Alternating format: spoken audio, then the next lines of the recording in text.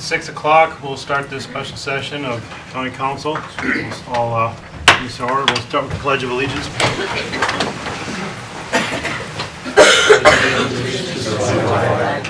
United States of America, and to the republic for which it stands, one nation, under God, indivisible, with liberty and justice for all.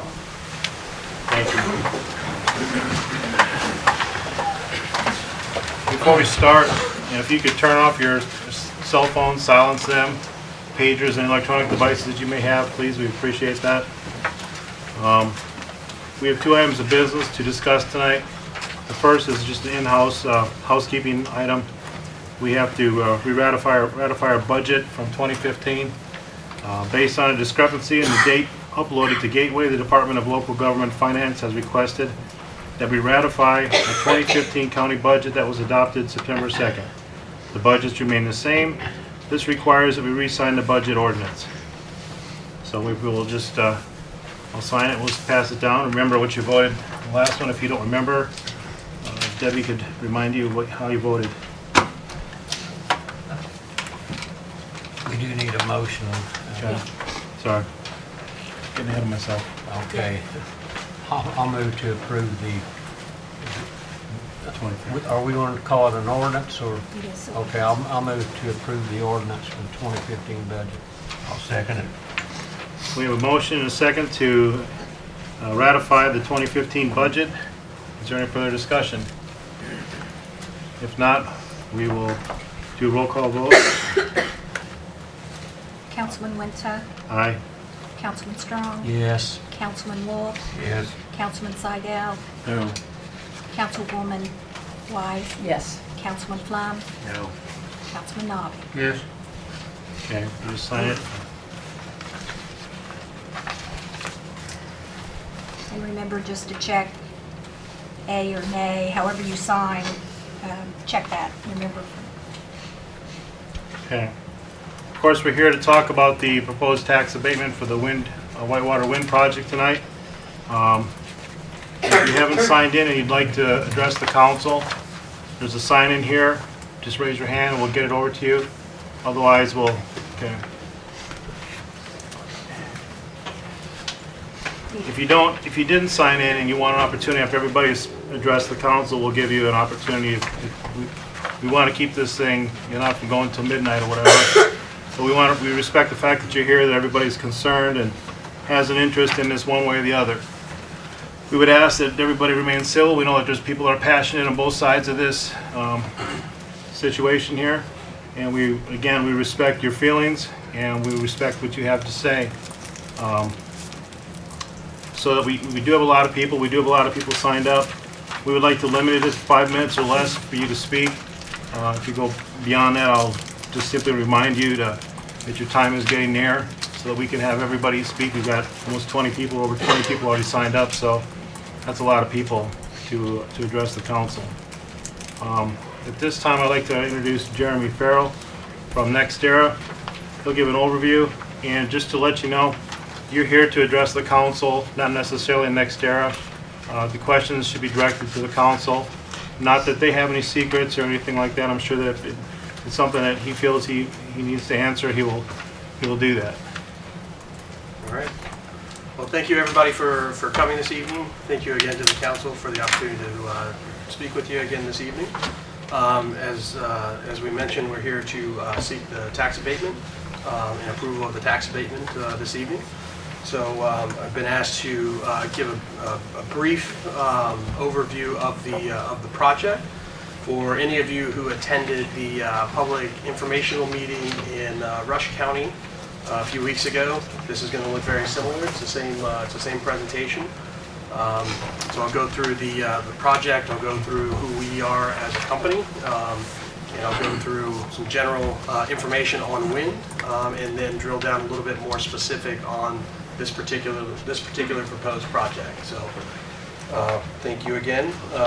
With that in mind, so can everybody see okay? Do we need a dimming light? All right. Well, I think, you know, the first thing that I believe is important to understand here is really who we are as a company, who is NextEra. So a lot of folks have probably never heard of us. So I want to, at least give you a brief introduction on who is coming into your community, talking to landowners, talking to your council members, talking to your commissioners regarding the proposed wind project. So NextEra Energy is a large Fortune 200 company. We are currently market cap around $42 billion, with over $72 billion of assets in the ground operating. We have almost 44,000 megawatts of actual energy in production throughout the United States and Canada and Spain. The corporate umbrella, NextEra Energy, the one you see on the top, is the parent company. That parent company then owns 2 additional companies from there. One being FPL, Florida Power and Light, which is the investor-owned utility in the state of Florida. It's the fourth largest utility in the United States, with over close to 26,000 megawatts in operation. Nuclear fleet. Not sure what that was.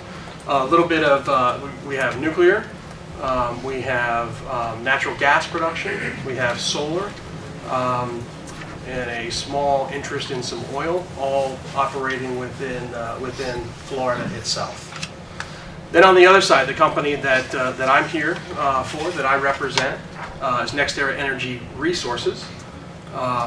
I know there was some confusion on, is NextEra Energy Resources a subsidiary of FPL? They're actually sister companies.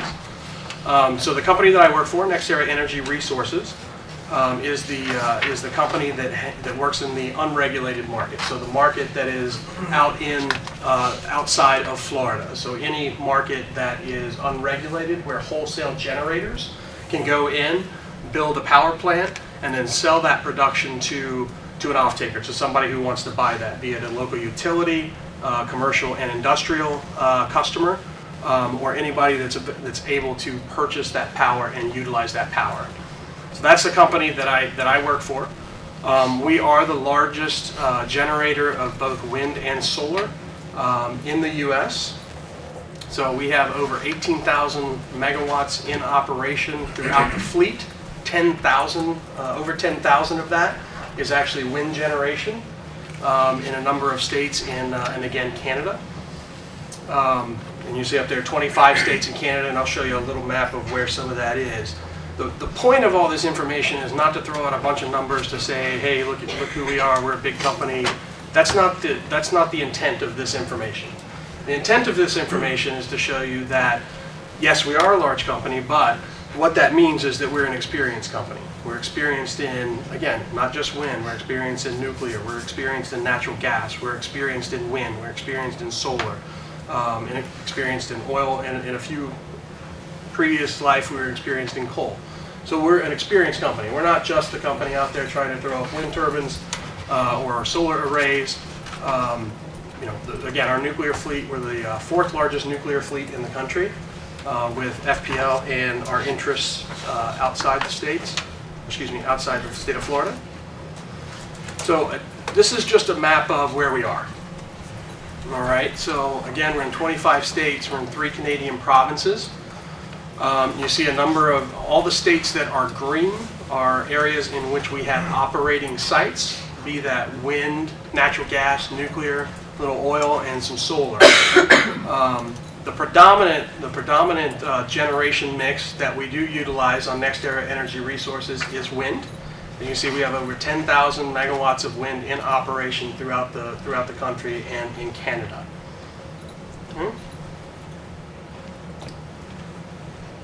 This is just really bolstering what we talked about before, that again, we are the largest generator. So the next closest generator in wind energy to us is about half of our size. So we do have a lot of experience in the wind industry. We've been utilizing different wind resources, different wind technologies since the late 90s. One of the first entrants in the market. We've garnered a lot of experience. in many communities, much like this, in other communities. So really, it comes down to, why here? Why now? Why is this site being considered for a wind site at this point? There's a few things that have to occur in order to have a wind farm that actually works.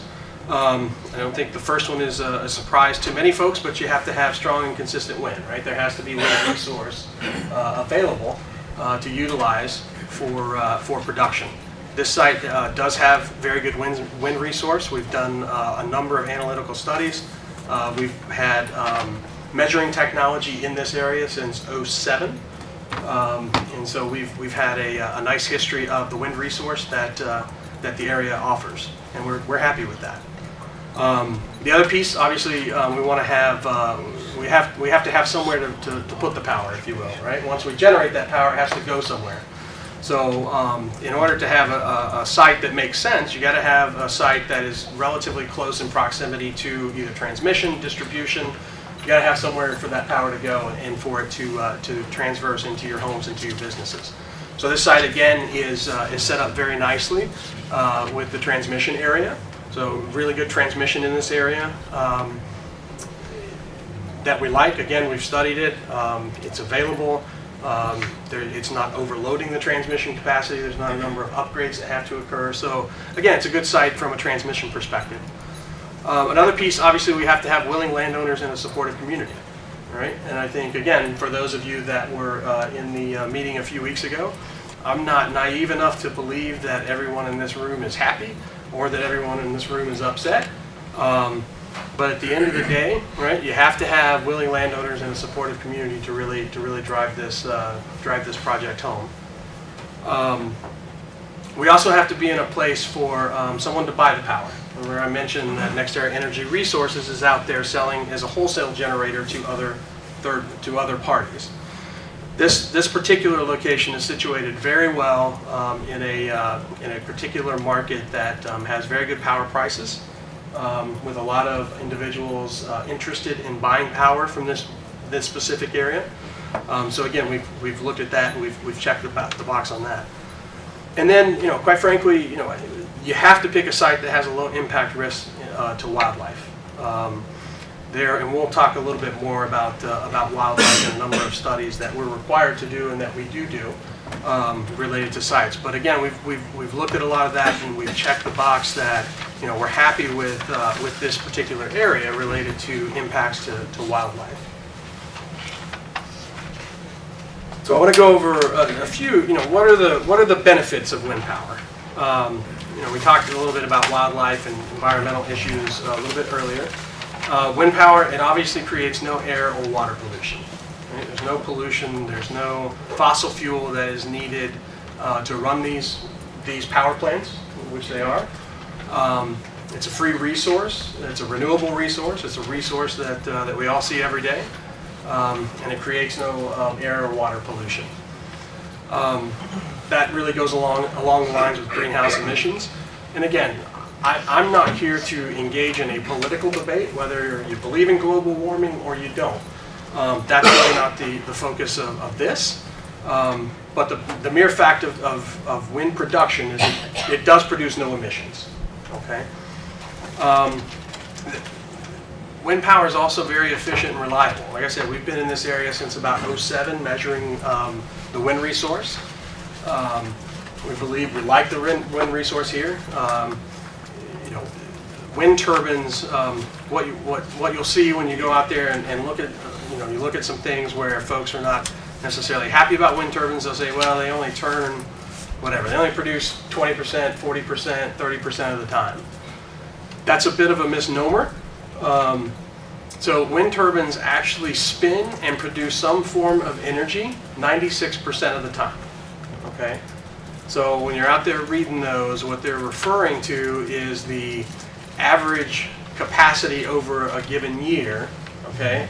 Now, I may be spinning and I may be producing 1, 2, 3, or 4 megawatts, right? But we're still producing. We're still producing. Okay? And they're very reliable. Again, we've got over 10,000 megawatts in operation. We have a very large operations and maintenance staff Again, we've garnered a lot of experience. We typically use one type of technology, so we can not only garner some economies of scale, but we can also garner just a great deal of experience from that particular technology. So our turbine fleet is extremely reliable. And another big piece is it allows land to remain in agricultural use. Okay, each turbine takes up about an acre of land. Okay, and that's inclusive of any of the roads that have to be built alongside of them, substations, pad mount transformers. So each turbine takes up roughly an acre of land. And I can promise you that the turbines for the landowners pay much better than the crop that might be grown on that land. Okay. We already talked about water. We talked about environmental, and again, this is a free and renewable energy resource. Okay. So, as I mentioned, one of the things that's important to us is that we site turbines in locations that have a very low impact to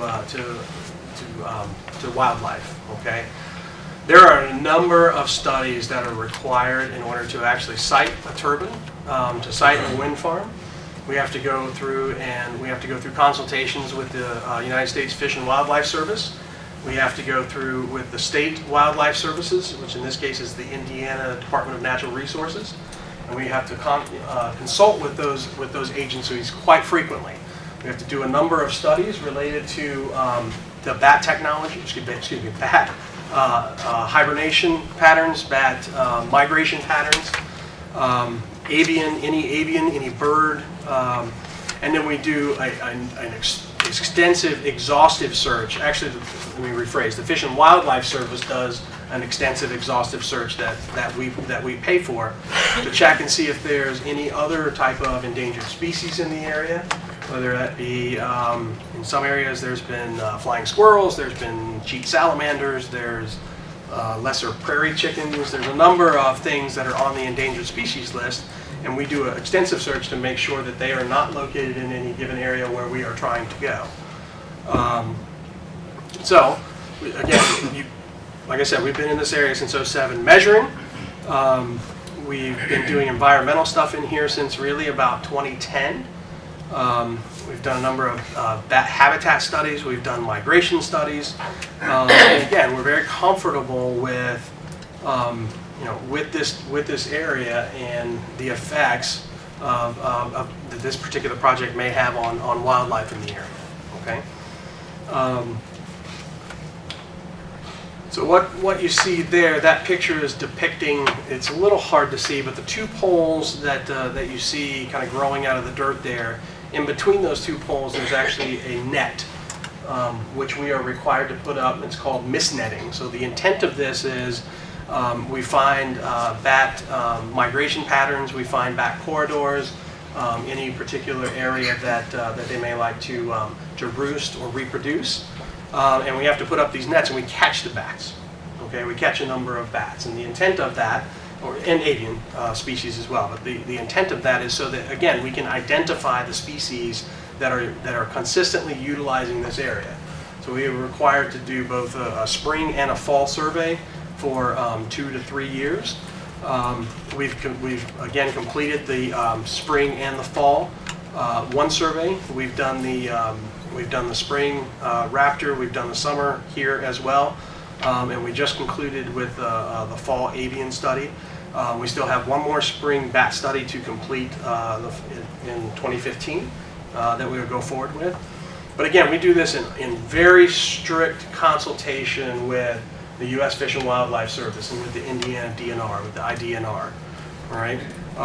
Anytime we find anything, we have to go back to them. We sit down, we talk about it, we talk about the ramifications, and again, we're very close consultation with those agencies. And again, we've gotten to a point where we're very comfortable with what we see in the area, and that the impact will be negligible, if not nil, to wildlife in the area. We still have some ongoing, like I said, additional coordination with the state and the federal agencies once we do that additional mist netting survey. So I've talked, very high level about who we are as a company. I've talked high level about just kind of wind in general, but now I want to drill down to, maybe some more specifics in this general area. So again, as we mentioned earlier, the project that's proposed here is called the Whitewater Project. And so what are the benefits of that? Realistically, I mean, there's over $250 million that we invest building this particular size site, okay? $250 million, $144 million of it, as of right now, is slated to be spent directly in Fayette County, okay? Fayette County is slated to be, the predominant county for this location. 60% of the turbines are expected to be built or constructed in this county. The other two counties being Rush and a small portion in Henry. Okay, but again, over $250 million of local investment. That means that we spend all that money here. We spend the CapEx. Okay, with that, the estimates that we've seen is that adds an estimated $35 million to the local tax base. Excuse me, over the 30-year life of the project. Okay. And again, you can do the calculations there, 60% of that, so roughly $20 million in Fayette County. And not only what it provides to the county, what it provides to the tax base, but also to the landowners that agreed to host turbine or improvements on their property. An aggregate of $15 million expected to be paid out to the landowners. Okay, and that's direct money going to to local owners in the area that have agreed to host turbines or improvements. But it's even a little more than that. So again, when I say that we have over 10,000 megawatts in operation, a distinction that I think is important to make as well, excuse me, is that we are owners and operators of our turbines. Okay, we don't build them and then try to sell them to somebody else. There's a number of companies out there that do that. They're fairly successful. I'm not speaking ill of them, but our model is we build our turbines and then we operate them for the life of the project. Okay, so it's not like one day you'll see me or another representative of NextEra, and then a couple weeks later you find out it's been sold to whomever, Iberdrola or another company. Okay, that's our business model. We grew up, again, out of FPL. Okay, we have a very kind of conservative, if you will, business model, utility business model, and so that's our model. We own, operate every one of those 10,000 megawatts of wind that I talked about earlier. Okay, and what that means is that we've got local folks on the ground, and our mandate to all those folks is, let's support the local economy above and beyond the tax base, right? If you can sign a local contract with doing some sort of work, that's what we want. That's what we want our O&M folks to do. Okay, that could be anything from gas to some kind of maintenance to some kind of machining to a local hardware store. I mean, there's a number of contracts that we have with various folks in and around the country around our wind farms. Okay? We also expect this particular project to create 5 to 10 full-time jobs and over 200 to 250 temporary construction jobs during the construction phase. So those 5 to 10 jobs, our intent, and as I presented to the council and to the commission, our intent and what we're going to do is we want to build the O&M facility, so the operations and maintenance facility in Fayette County. And so those 5 to 10 jobs would be located within the county. So this is a piece that a lot of folks want to take a look at. And what will the Whitewater project look like? This is just the general outline and boundary, if you will, of the project. What you see at the top there is 40 in Henry County. You see Connorsville is just to the right of the word Fayette on the map. Okay, so it just kind of gives you a little bearing of what the project outline currently looks like. And again, the reason you don't see turbine locations on this map is, quite frankly, we haven't sited them yet. We still have a number of studies, right? We have to take a look at the rest of the bat studies, the rest of the bird studies, the rest of the wetland studies, right? Our deal is that, you know, we want to site these things in the most environmentally friendly manner. We use just a general standard within the company of a 1,400-foot setback from property owners, which is by far one of the largest in the industry.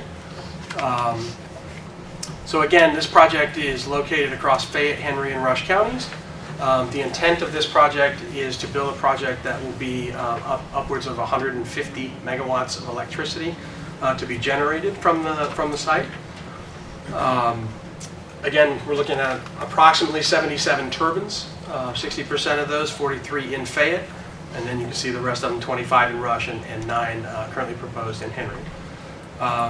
Also inclusive of a transformer substation and some other minor improvements related to these. So question I do get a lot on these to clear up is, you know, do we run overhead transmission or underhead transmission? And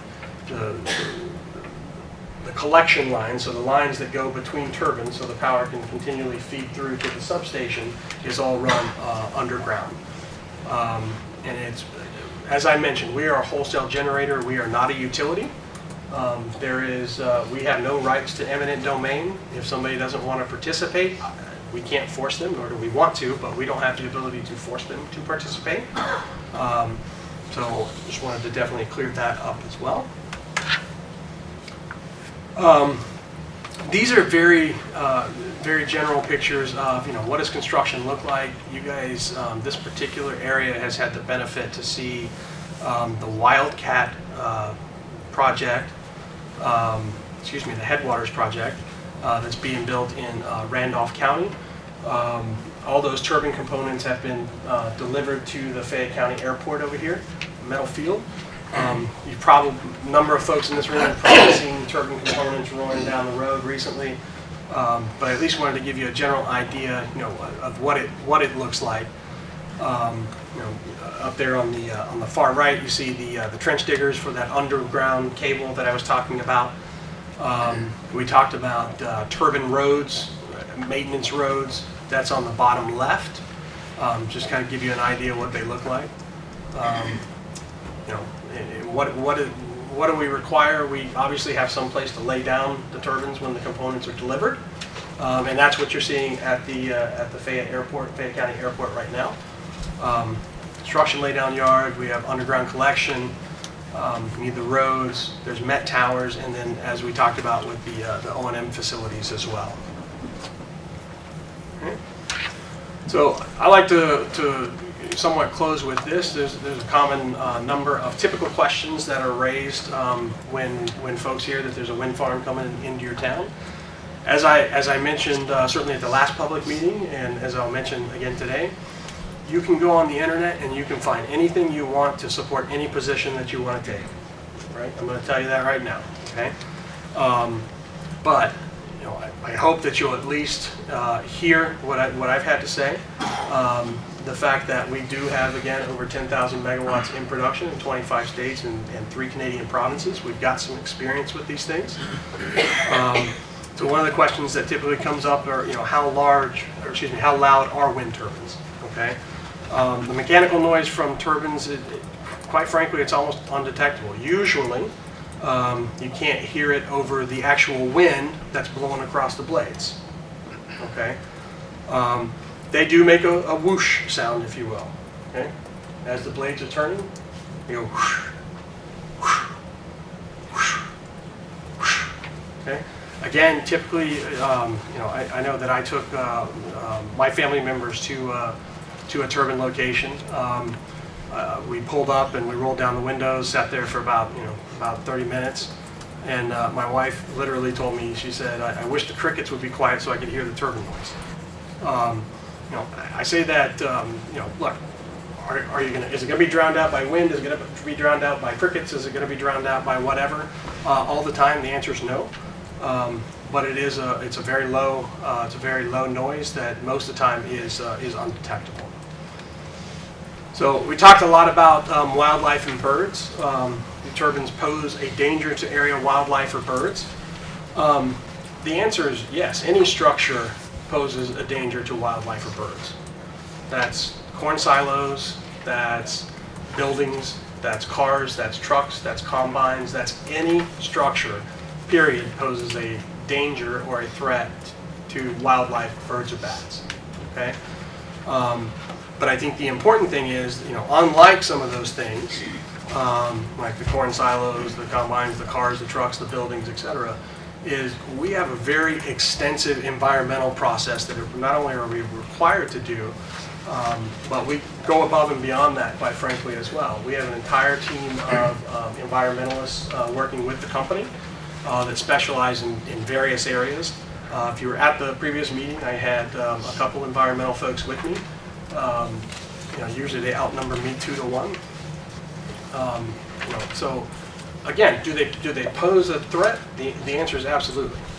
Every single structure poses a threat to wildlife, birds, bats, etc. Okay, but there definitely are more bats, more birds that are killed by the Pennsylvania Turnpike than are by wind turbines. So this one, what impact do wind turbines have on human health? I've read the paper just like most of you have in the room. Very well aware of what's come out in Wisconsin. But I can tell you that that study, although we need to look at it a little bit more, that study, we don't believe that that's been peer reviewed as of yet.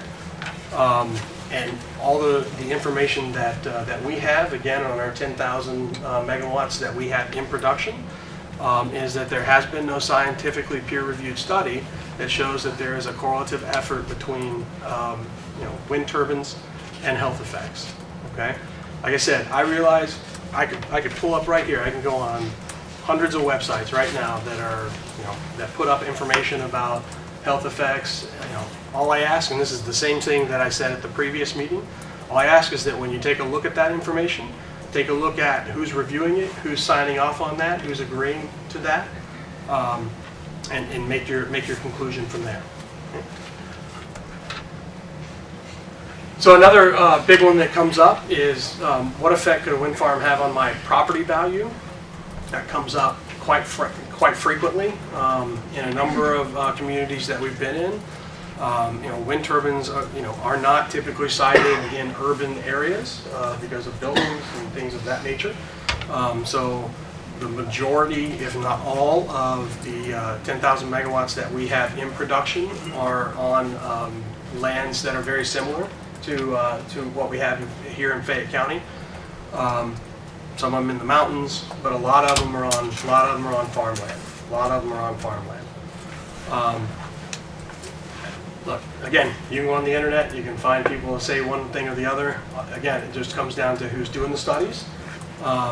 There's a study that was recently conducted, ended in 2013. It was a 5-year survey, study, by Berkeley Labs, that was done on property values specifically related to properties very much like this, and properties that are different, but properties in this area that are from 5-acre farms to hundreds and hundreds of acre farms, in various distances to various improvements, including wind turbines. In those studies, they actually use two of our projects, as well as a number of others. One of them being in Illinois, just outside, about 90 miles west of Chicago, cornfields. And again, what those studies have shown is that there's no negative impact to property values related to wind turbines. They've done an extensive study. The way they did their study is they studied it in announcement phase, so much like this, right? When we're in front of you talking about a project that's proposed, that's coming out, that's considered the announcement phase, if you will. And then they studied it in construction phase, or right during COD, or when the turbines go operational. They studied those time periods, and then they studied a number of years post-operation. Okay, and again, they showed no negative impact to property values related to turbine technology, to wind turbines, or improvements put in by wind turbines. Stray voltage, I'll talk about briefly. I mean, stray voltage is something that occurs more than just wind turbines. It's very, very low voltage. Does it occur? Yes, but it's grounded by being in the underground collection. We have, I think, I don't want to quote a number because I don't recall right off the top of my head, but we have a number of wind turbines that are on cattle farms, sheep farms, hog farms, dairy farms, etc. A number of those, and again have seen no negative impact to certainly wild or to animals or people related to any stray voltage. And then the last one that I'll talk about is do turbines cause shadow flicker? Again, the answer is yes. Anytime something is between the sun and something else, a building, it casts a shadow. But again, as part of our process, we go through a shadow flicker analysis. The sun rises and sets in 365 distinctive places every year, and we do a very intense shadow flicker analysis to ensure that we are not unduly casting shadow flicker on certainly a non-participating, but really any particular structure. Okay. So really, what's next related to this farm? As we're all here for this evening, the second bullet, we have the hearing on the tax abatement request for specifically for Fayette at this point. There are economic development, road use agreements, decommissioning agreements that are negotiated, that are signed jointly by your elected officials and the company. And that those are all in protection of the citizens of the respective county. Okay. Certainly, something like the road use is very important, right? The road use is, all right, we're going to have, if we construct here, we're going to have a number of large trucks, as you saw in some of the other pictures, rolling up and down approved roads, but rolling up and down roads. Are they going to create damage? The answer is yes, there will be some damage to them. But our intent is to completely and utterly repair those. In most cases, they turn out to be better than the roads that were there before we came. And again, as I mentioned, our mantra is not build a project, sell it, and run. Right? Our mantra is to be part of the community for 30 plus years. Okay? It makes no sense to us to have a damaged road and then try to haphazardly repair that because we're going to be in the community. It doesn't make sense. We have reputations to uphold as well. We're in a number of these types of locations quite frequently, and we have reputations to uphold. So, as we mentioned, there's still some additional environmental and land work that will be ongoing and will continue. And then, as we talked about in the boundary, you didn't see turbine locations because there's still siting and planning that's related to that. And a lot of that is related to some of the environmental work. And again, just to talk about some of the things that were beneficial of the project, again, it's a $250 million local investment in the area. It provides upwards of $35 million in estimated tax revenue to the local tax base. Again, $15 million of, I'll call it disposal, I don't know if that's fair, but $15 million of disposable income that's paid out to landowners and citizens of this particular county. Creates a number of, I realize, temporary jobs, but it also does create 5 to 10 local full-time jobs, paying anywhere from the $30,000 to $80,000 time frame. All right. And with that, I'll turn it back to you. Thank you. Before we get to the public speaking, I'd like to have a couple people address to help you with some more facts that have been gathered that may help you a little bit and answer some questions that you may have. The county, because we don't deal with this on a daily basis as elected officials with different wind farms and locations and what's best and so forth, we retained the services of Mr. Hall as a legal representative who's worked a number of these deals with other counties, and our our thought process behind this was to keep the best interest of the citizens in mind and not to hurt us. The last thing we want to do is go in and try to negotiate something that we really have no business trying to negotiate. So we'll hear from Mr. Hall first, and then I'd like to hear from our Economic Development Director, Mr. Parker, and then I'd like to hear from Mr. Caldwell, who's our Fayette County Soil and Conservation gentleman. He can speak to some things, and hopefully it may answer a few questions. It won't answer all of them, but it may help a little bit. Mr. Hall? Sure, thank you. My name's Rick Hall from the law firm of Bars and Thornburg, and I've represented a number of counties, probably close to 10 now, with respect to wind projects across the state, including those that are currently operating up in northwest Indiana, and the one that you see under construction over in Randolph County. And is in my role for the council, is counsel to the county, is to help negotiate the agreements between the wind company and the county that protect the county's interests. And there will be 3 fundamental agreements if this project goes forward. One would be a decommissioning agreement that would provide that if the project ever stops producing electricity for a year or a certain amount of time, the wind company is compelled to come in and take down the turbines.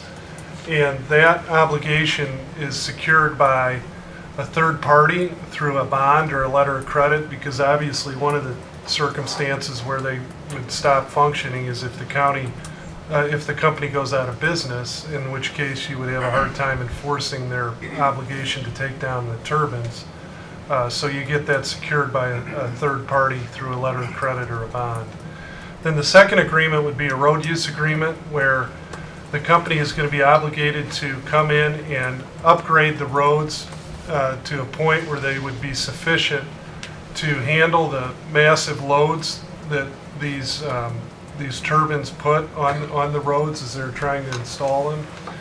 And in addition to upgrading the roads, then once construction is complete, they'd be obligated to return the roads to as good or better condition as when the project started. So if this project were to go forward, you'll see the roads in that area will be better than they are currently. And again, that obligation of the company would also be secured by a third party through a letter of credit or a bond, so that you have assurance that you can easily draw upon that source of money to complete the road improvements yourselves, the county itself. And then the final agreement is a economic development agreement. In each of the counties that have had wind farms that I've worked with, there's been a recognition from the company that when you create a farm like a wind project like this, there's a need to provide the county with some economic development payments that the county then can use to leverage into other economic development in the county. And through our discussion so far, to date, NextEra has agreed to give $2 million in economic development payments to the county that could be used for other purposes to leverage into other economic development in the county. And those would be payable over a 7-year period, 8-year period. So that's an additional benefit that the council should consider when it does the analysis as to whether the benefits of this project justify the abatement that's being requested.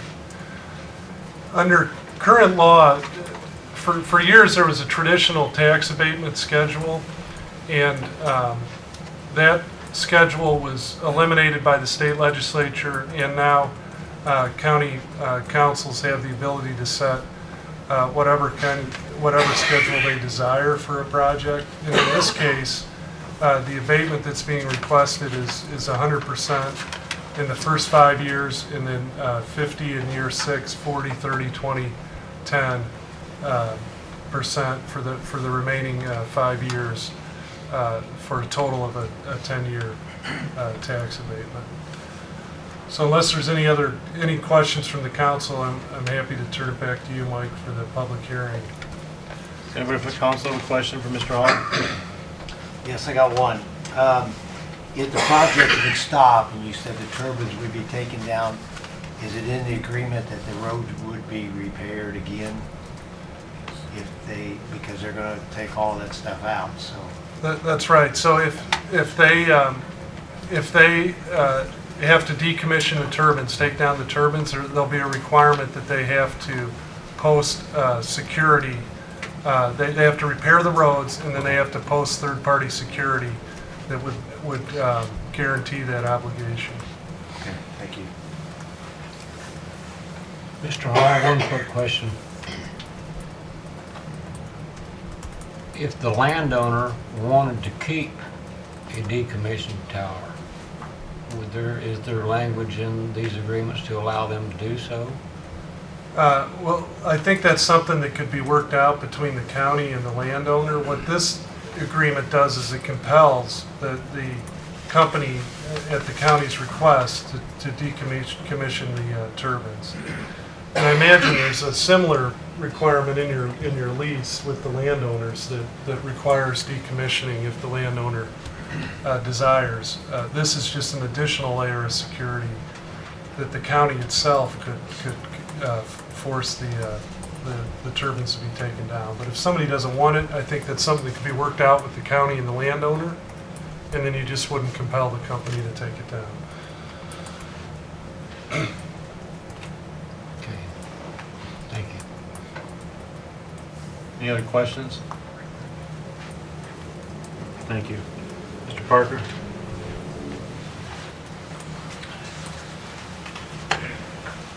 Good evening.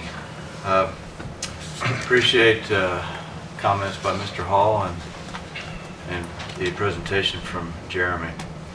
I certainly want to have a moment or two just to speak with the council this evening, and also those assembled in the room here tonight. I'm 9 months into this job of being the Economic Development Director for Connersville and Fayette County. And it's been a interesting 9 months, to say the least. About week 2, when I was into this job, I got invited out to one of the landowners' homes to hear about this opportunity. I had no idea it had been going on for 7 years prior to, well, I didn't know anything about it. Probably like a lot of other people in Connersville and Fayette County. Had no idea what was going on. I don't know that it was such a big secret as much as it was just a long-term project. You could see the wind measuring devices out in the open fields. It's not like it was kept from anyone. At any rate, as I got asked to be involved, I saw a great opportunity for Connersville and Fayette County.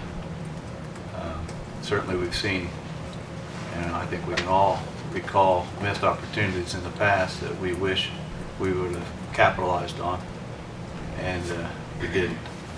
And this certainly could be one of those. I've also been quoted in the Connersville News Examiner quite extensively. Thank you, Mr. Sprague. I appreciate that. They're very good about quoting people, and I appreciate that. I've kind of been recycled here several times in the last few days. The fact of the matter is, I do support it, and there's certainly some huge benefits from a tax revenue standpoint and a job standpoint. My job as Economic Development Director is to pursue commerce and industry for Connersville and Fayette County to help bring jobs to our community. My personal opinion on what those jobs are really doesn't enter into it. I'm looking out for the benefit of each of us who have sons and daughters and grandchildren and their futures in Fayette County and in Connersville. So I think my 5 minutes may be up, Mike. I just want to go on the record as stating that I certainly support it from the economic development standpoint. I only wish I had several hundred acres in northern Fayette County. I would be signed up. Thank you. Thank you, Mr. Parker. David?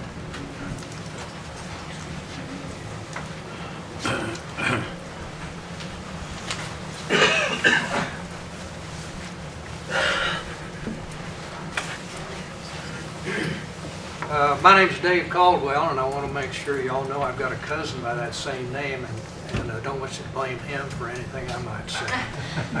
But I'm on the Soil and Water District Board, but we have not had a meeting. I mean, we don't meet and discuss this. I'm not speaking here about as a member of that board, but I have looked into this situation pretty carefully. My wife and I own a farm in northern Fayette County, and we're in the area that would be affected. And when it first came up, we had all the concerns that I think everybody has about something like this. So we went up to Benton County, which is this county seat is Fowler, and it's right in the middle of 400 or 500 turbines that were operating then. They had been put in for several years, so we thought those folks would know what was going on. So we went there, spent a whole day in Fowler and in and around Fowler, and stopped in a coffee shop to have breakfast where a bunch of old retired people were sitting there talking, and it seemed like a good place to start, and it was. We asked them what they thought, and then had a nice visit with those folks, and then went down the street to a realtor office and asked her about what happens to property values. And it happened, we were just lucky that day, at the county courthouse, the county commissioners were meeting, so we got to visit with them and got to talk to county people there. And then after that, we just drove around in the county and went up to houses that were near turbines and asked the folks there what they thought. And a lot of them we talked to didn't own the land, they didn't have any income from the turbines, so they had no stake in it. The net result was pretty positive. We came back and signed up. One of the farmers we were talking to was one of the county commissioners. He had a couple of turbines on his property, and he had some pretty good observations about things that we should make sure we do. I think he probably already got it covered, but he mentioned that he's a farmer. He was concerned about soil compaction, and he said that they stockpile the topsoil, and then they stockpile the next layer of soil, and I don't know if there's another layer of that, but they stockpile it, scrape it away, stockpile it, do their work with the heavy equipment, and then put it all back. And he said that he farms, there is still some compaction, that after a couple of years that was not noticeable. He said that they were real good about making sure that the access roads to the turbines were oriented so you didn't have any more point rows than necessary. And also about making their height be so that they're level with the farm, so you didn't have to, they weren't barriers. And he mentioned that you really need to watch and make sure that when they, that there's a good agreement about how to handle drainage tiles. They're going to cut drainage tiles, and they'll fix them, he said, but they need to make sure that there's an agreement about that. Sometimes something doesn't show up for a year or two. So those are things that would be a concern. But he said the net overall, it's really been a good experience. Everybody said the roads were wonderful compared to what they'd had before. As far as the real estate, this is not a very massive survey. We talked to a real estate agent, but we told her we'd heard that people abandon homes and leave when turbines get in. And she said if we can find an empty house, she'd like to know about it because she can sell it. She said she'd see no effect on property values. So that was good, but that's just one person. It's not like it's a big survey. The net result was we were felt good enough about it to come back and sign up. So you want me to speak up? It's too late, I'm done. Anyway, that's what I would suggest is some of those concerns about how the land is handled to the left and agreements about that sort of thing. Thank you, David. Any questions from you folks? I would suggest you approve this and work with them, make sure they do it the way we need them to do it, and get it in there. Thank you. Thank you. Okay, again, before we start, everybody's going to have different opinions on this, one way or the other. We want to be respectful of everybody's opinion. We're not all going to agree on everything. We realize that. Again, I don't anticipate that this won't be civil, and everybody here in Fayette County is very civil, very sociable. I've worked with a lot of people in the county, and we got good people here in the county, some of the best in Indiana as far as I'm concerned. So at this time, again, try to keep it to 5 minutes. Mr. Starr, you're first up.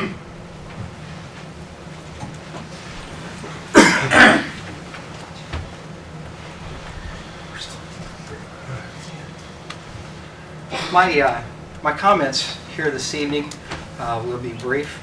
I want to thank Mr. Farrell for giving me most of the information that I needed. I know there's a lot of people in here, probably half for it and half against it, if polled correctly. My reason for commenting and addressing the council tonight is I understand that the challenge before you is whether to adopt a tax abatement, grant them a tax abatement for this project. And so my comments address that. Mr. Farrell named out 5 things that he said that they need to produce a wind farm. Strong and consistent wind, they've been studying since '07. Close to transmission and distribution, there's that. They have capacity on the distribution lines, that's one of the reasons for looking here.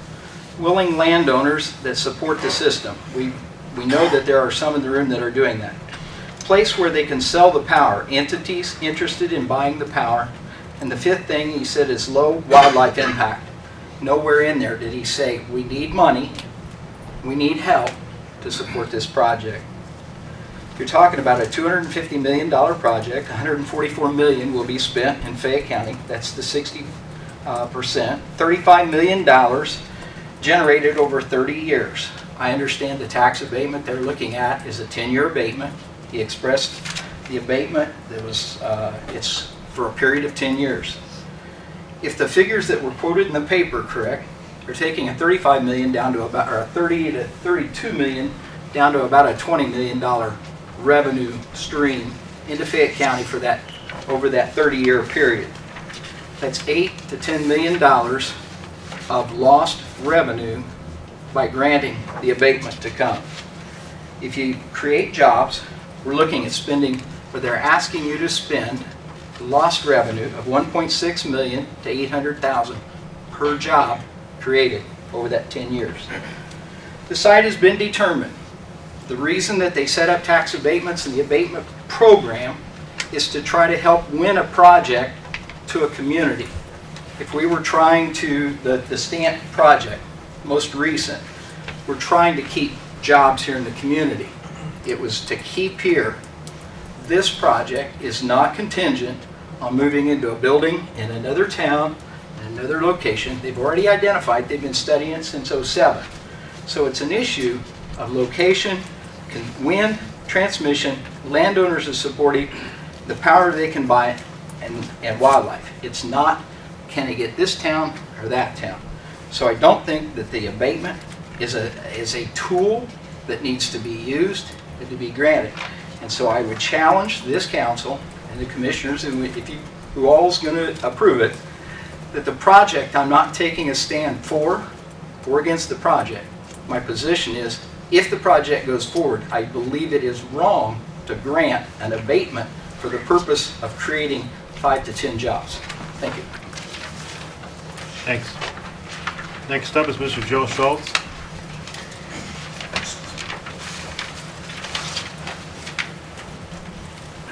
I agree with a lot of what Brad just said, most of it as a matter of fact. I noticed with the presentation Mr. Farrell gave, you're talking about Florida Power and Light is a company with $72 billion in assets. They get massive federal subsidies to build their windmills. They come to a county that is basically bankrupt and they need a tax abatement from us for 5 to 10 jobs. I just really have a problem understanding that. I don't see it at all. I said this before at the commissioner meeting here a month or so ago. Maybe there's something I'm missing here, but I don't understand it. There's a lot of issues. We're talking about the economic revitalization area in Fairview and Posey Townships. My question is, one of my questions, is this just available to Next Era and Florida Power and Light?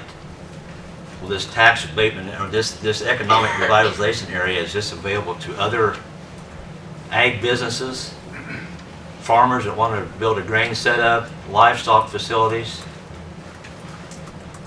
That's my question to the council. Have you talked about that? Do other entities qualify to get this economic revitalization area other than Next Era? Rick, do you want to speak to that? The establishment of the economic revitalization area means there's an area where people can apply for tax abatement. So anybody could apply that's in the area, but actual granting of that tax abatement would require approval of this council, and it would be with respect to the specific project that's being, requesting the abatement. Okay. We've got several issues here. Another one is this the first time council has seen the presentation from Next Era was tonight, or have you seen this before, or had several meetings with Next Era, or? We've had several meetings with them. Okay. This the first time you've seen the presentation was tonight, or, I mean, it's? No, we've seen it several Okay. times. I think, I don't know all the inner workings of our county government. I think this thing has been on a fast track here lately to maybe get approved. I honestly don't know if commissioners, council, EDG, as everybody has had a chance to really study this. I'm sure you spend a lot of time. I appreciate the effort you're all doing to help our county. But I'm concerned that there's not enough time being spent on this to really look at this. There's a lot of negative things about the windmills, and we can get on the internet, like we've all said. You can find positive, negative, whatever. I just hope council, commissioners, county government, EDG, everybody takes their time and studies this. I think this is the most important decision facing this county in our lifetimes. This goes beyond money. As far as I can tell, nobody on council or commissioners live in Fairview and Posey Township. If I'm wrong, raise your hands, but this affects the people in Fairview and Posey Townships. This is not about money. The people that are opposed to this tonight that came here, this is about our homes, our families, our farms, and our lives. We're the ones affected by it in Fairview and Posey Township. If it gets constructed, we have to look at them every day for the rest of our lives. For the rest of our lives, we have to look at windmills. I understand they've got to build them somewhere, but it seems, and this is not an issue just in Fayette County, this goes across the country. There's a lot of, the wind farms that have been built and been in operation several years are starting to have problems with them. There's maintenance issues. Another thing that comes to mind, Mr. Farrell said they've something about a 30-year lifespan. Then why do we have an 85-year contract? I don't understand that either. What happens after 30 years when there's maintenance problems? Does it look to market to be sold to another company, sold to China? What happens after 30 years? Why do people that sign this contract sign an 85-year contract if it's a 30-year lifespan, projected lifespan on the wind farm? As we've seen in this presentation tonight, and over we've studied it, not just Next Era, everybody that builds wind farms says there's no problems. There's no problems with it. Got the contract here, this was given to... If you could kind of conclude pretty quickly. Can you have my time? What's that? Can you have my time? I'm on the list. I don't care. It's fine. Take Mossberg off the list. I've got a couple more minutes, please, thank you. I've got a contract that's given to me by Next Era, I think in 2010. I think it's a standard contract. On page 6, paragraph 5.2, I'm going to read it. It's a quote. Effects easement. Excuse me. Owner grants to operator a non-exclusive easement for audio, visual, view, light, flicker, noise, shadow, vibration, air turbulence, excuse me, wake, electromagnetic, electrical and radio frequency interference, and any other effects attributable to the wind farm or activity located on the owner's property or on adjacent properties over and across the owner's property. My question is, if there's no problem with the windmills, they don't bother people, there's no problems, why is this specifically listed in the contract? Let me read it again. Audio, visual, view, light, flicker, noise, shadow, vibration, air turbulence, wake, electromagnetic, electrical and radio frequency interference, and any other effects. That covers everything. Why is that listed in the contract, specifically in the contract, if there's not a problem with it? And like Mr. Farrell stated before, it's common knowledge on the internet. Read all you want about the Brown County, Wisconsin, Green Bay area. It was in the paper. The county health board in that county has said there's health problems associated with the wind farm. Headaches, earaches, nausea, other symptoms with people. And like I said, this we've talked about a lot tonight. The figures being thrown around, billions, millions. It's hard to comprehend, but please, council, commissioners, EDG, everybody, let's take our time and study this. This is our community. This is our county. NextEra came here, and I think council, commissioners, everybody's getting their information from NextEra. Maybe it's our fault. Maybe the people opposed. Maybe we haven't been outspoken enough. We should have been more active, but don't get your information from NextEra. That's one avenue to take. Get your information from the landowners, the people that's affected by this in Fairview and Posey Township. People in Connorsville, they won't see the windmills. Alquina, Everton, Springersville, Nulltown, they won't see them. We'll see them every day for the rest of our lives if they're built. Please, take your time and study this before you make a decision. Thank you. Thank you, Mr. Schultz. Next is Wayne Jackson.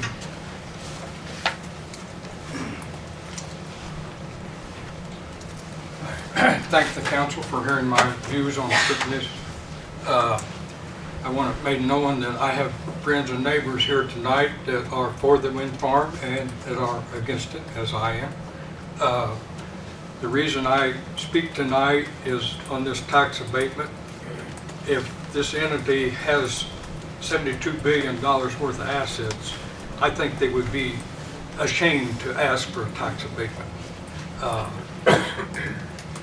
As many of you who have businesses know that an investment in an asset is depreciated through the Internal Revenue Service codes.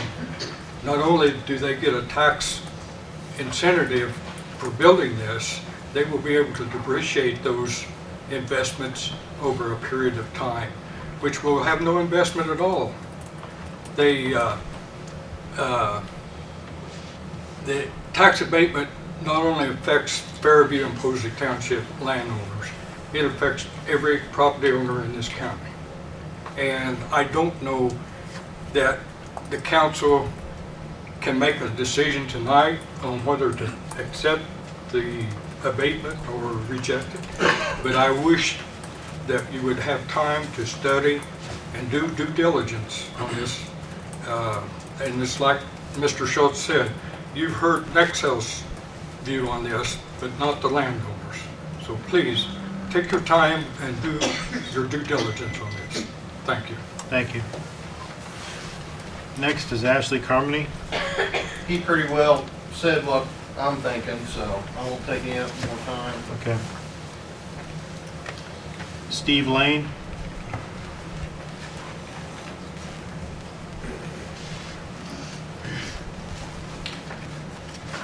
I appreciate the opportunity to get a chance to talk tonight. I've been following this in the newspaper and from what my neighbor, talking to my neighbors and the concerns that are pro and con to this.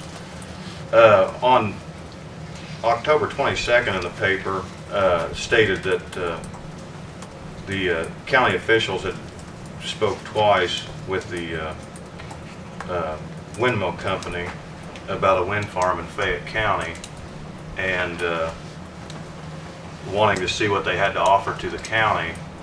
And now, less than 30 days later, we're talking about a tax abatement. It states in the paper that there hadn't been any negotiations or anything done. It's been talked about tonight that there's still environmental studies taking place. It just seems like the cart's so far ahead of the horse. I just hope that everyone will take their time and give it the time that it deserves, because it affects part of the people in the county, not all the people in the county. There's a lot of families that's going to affect several generations of their family that, you know, they want to raise and bring up in the area. And the money from the windmills sounds good, but the long-term effects of them I don't think are what the county wants, especially just part of the county. So please give enough time to feel comfortable with making a decision. If it requires more meetings, if everybody, the elected officials would like to get out and visit us in the county and see our opinions on it and concerns, then you'd be welcome to come out and do that, or have other public meetings. So thanks for your time. That's all I have to say. Okay, I'm gonna try to read this writing, so if I say the name wrong, forgive me. Is it Charles Snyder? Chuck Snyder? Everything I had to say has been pretty well covered. Okay, thank you. Gene Worley?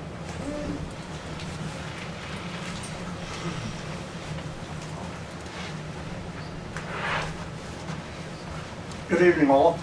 Thank you, President Whitta, and ladies and gentlemen of the County Council, for allowing me to appear tonight. I need to make a disclaimer first and foremost. I'm on the airport board. I'm not here tonight representing the airport board in any way, shape, manner, or form. We address the wind farms at our public meetings. I'm here tonight representing Robbie and myself as Fayette County taxpayers. I would, if I may, address Mr. Farrell. You told me, you said earlier, how many megawatts do you have presently on the line across America? Currently operating wind farms? Yes, sir. Over 10,000 megawatts. 10,000 megawatts. Are they profitable? Yes, they are. Are you federally subsidized? Just like every other form of energy, there is a federal subsidy. Okay. Can you be a profitable company without federal subsidies? Yes, we can. Okay. That being said, I opened our tax assessment about a month ago, and I found out that I had done $4,000 worth of improvement on my property that will be billed to me in 2016. I'm sure I see some heads nodding, maybe some other people did some improvements too. I went down and asked the assessor what I had done to improve my property, because I wasn't aware of it. And she said it was a law that had been passed several years ago that came into play. Again, Mr. Farrell, if you don't get the tax abatement, will that stop the project? Every wind farm that has been constructed in Indiana has received a tax abatement. But will you continue with the wind farm if the tax abatement doesn't come? I'm sorry?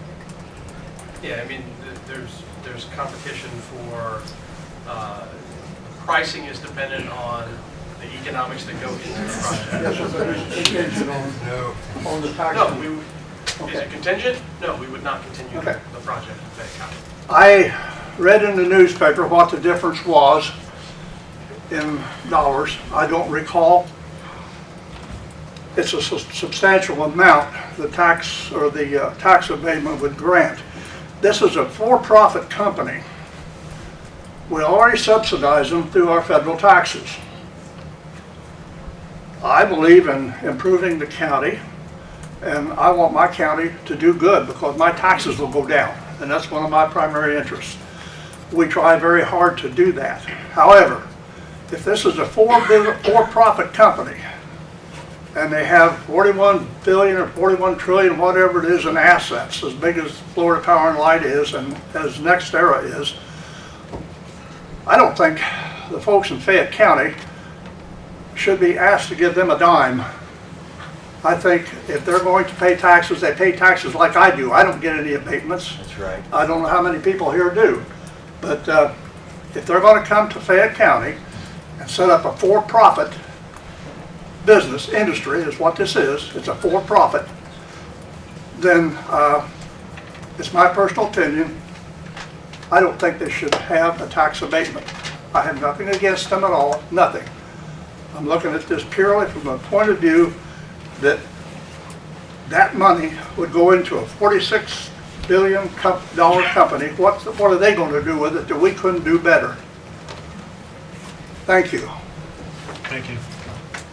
Next is Travis Weston. I believe Gene stated it very well on my beliefs. I didn't know I did that. Cecil Bell. Thanks for letting me speak. I come here tonight and I'm totally against the abatement because these guys have covered a lot of ground, okay? These guys have a lot of money and it's big money pushing big money. It's been that way for years. My whole thing was, I've come in here and I've talked to Mr. Parker and I asked one simple question and they couldn't answer it. So I'm gonna ask it to these guys here if I can. They may not answer it, but... Well, that's true. They may not. Okay, they're talking about property values. Okay, I don't know about you guys, but a property is a piece of land. Okay? I have a home in that county. I can't play this game. I don't have enough ground. So, I'm just saying, you guys really need to think about what you're doing with these guys' money. Thank you. Thanks. Larry Keller.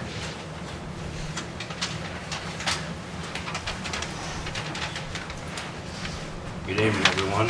Thank you to the council for hearing me. Be very short. Jeremy stole some of my lines, Dan Parker stole some of my lines, so I'll be very short and to the point. Landowner Group was formed before 2007 to investigate the possibilities of bringing this wind farm to the county. Many hours have been logged since then. Tonight I'd like to announce that as of today, 168 parcels of land in Fairview and Posey Township have been signed up. This project can affect everyone in Fayette County in a positive manner. New income for the county government, income to repair some of our county roads, and extra income for the farming community that is promoting it. Speaking for myself and the other owners of the 168 parcels of land, we urge the council to pass this very important resolution and to proceed with the wind farm. Thank you all. Thank you. Mike Bell. I'm going to pass what I've had to say has been covered. Okay. Chris Smith. I'll surrender my time as well. Okay. Is it Taran Harrison or Taran? It's already been covered as well. Okay. This is easy. Oh yeah, can we say opposed? No, you already gave up your spot. Duly noted. Jeff Dungan. Yes, I'm opposed to the tax payment. I just want to let everybody know that. Thank you. Diana Bell. Thank you. I'm opposed also, but I live in Posey Township, and we were not aware that the wind farms were coming until probably 2 years ago, and you've been talking about them for 7 years. So as a landowner, which we don't own very much land, it's only about 3 acres, we were not aware of this project going on at all. And I consider where we live probably one of the best views in Fayette County. And I really don't look forward to the idea of sitting on my deck and seeing windmills and wind turbines. And Mr. Farrell says that we aren't forced to participate, the landowners aren't forced to participate, but where we live, we are forced to participate without any benefit at all. other than we have to live with these wind turbines. And I'm just opposed to it. Thank you. Last is David Spencer.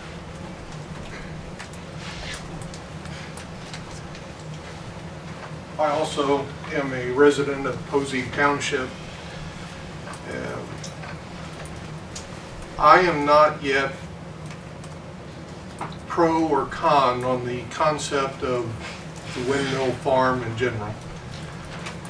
I'm trying to get educated on that. I have concerns about property values, about aesthetics, impacts to our environment.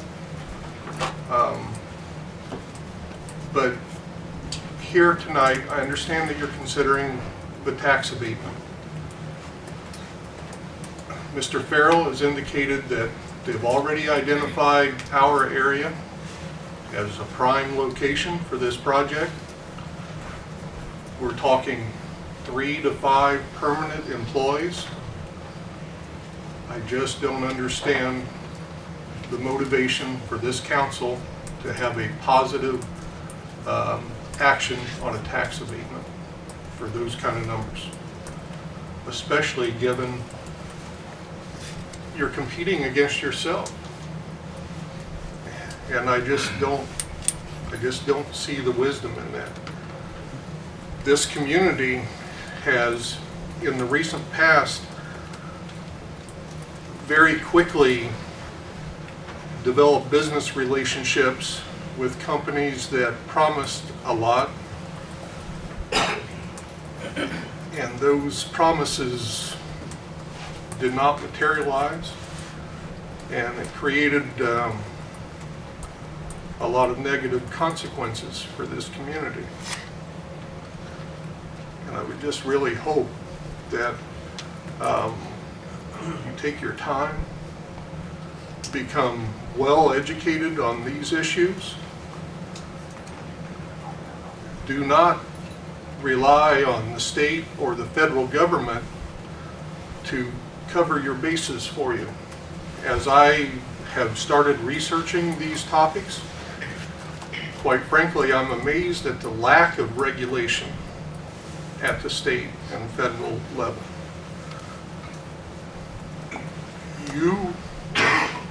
It is going to be imperative that each of you safeguard us, our children, our future. You really need to take time and think about this. Thank you.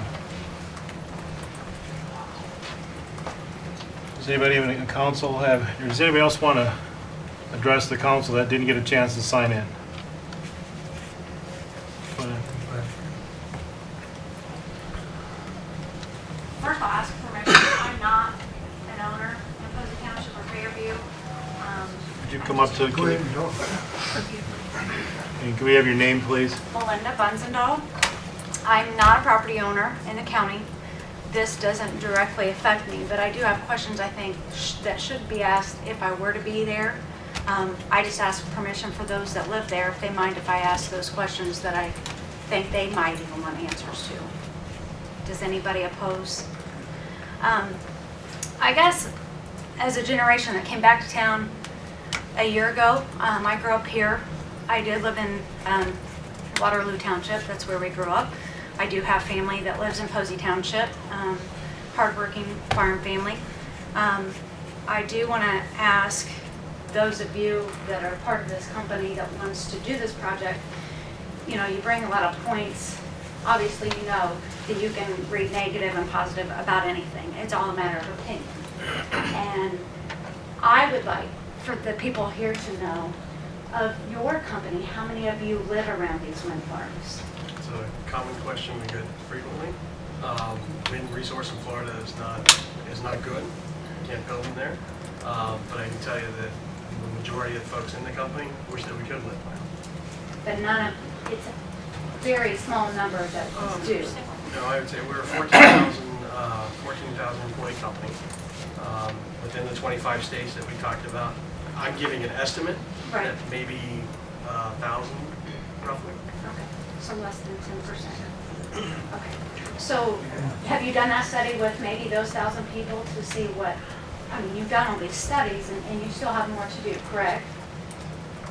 Which studies are we Well, referring to? you had on your program that there were still more Environmental research. studies here. Yes, correct. So you don't have a complete answer as to what the effects truly are. And of your 1,000 people that you think might live in a wind farm area of your company, have you researched them and questioned them and polled them on how they feel about living there? Not only those employees, but we've also polled every one of the landowners that live under those 10,000 megawatt. We do not have the complaints. Also, let me get my thoughts here. The other thing, the construction is going to take, I think you said, maybe 100 workers, 200 to 250. 200. And can you guarantee that those will be people from this area? It'll be skill-based. Of course, I can't guarantee that. It'll be skill-based. Pull as many from the local area as we can. And if you... I mean, I think you have to realize that this is a specialty type job, so we don't have, Absolutely, we don't I have do. turbine people here, I would imagine, so I- they're gonna I- have to come from other parts of the country. I imagine so, but I don't know that everyone would know that, Okay. what it would take. Do you think that with the if you were to get a tax abatement, and I know there's people for and against, I think I've heard more against speaking tonight, and I'm not for or against what you're doing. I think anybody wants to take a deep gulp when we hear tax abatement, especially in this area. But I guess the thing is here, with the tax abatement, are you willing to train someone and make them a skilled worker so that they could work for you during this process? We do that in a number of our communities, absolutely. Like I said, we try to pull as many local workers as we can. So you're willing to create a way for them to be trained and educated on what you need to be skilled to do the job? To a certain extent, of course. Okay. I think that's all I have. Thank you. Mr. Sprague, you had your hand up? You step up to I the did, podium. President Lynn. Actually, I'll just stand here. My question was directed to Mr. Keller. I just wanted to clarify something. You said 168 parcels were signed up. That's correct. How many actual landowners does that constitute? That information I don't have, but if you can look at it two ways. You can say, what is the size of the farm family? 1 to 10, who knows? Average family is 2.3 in the state of Indiana.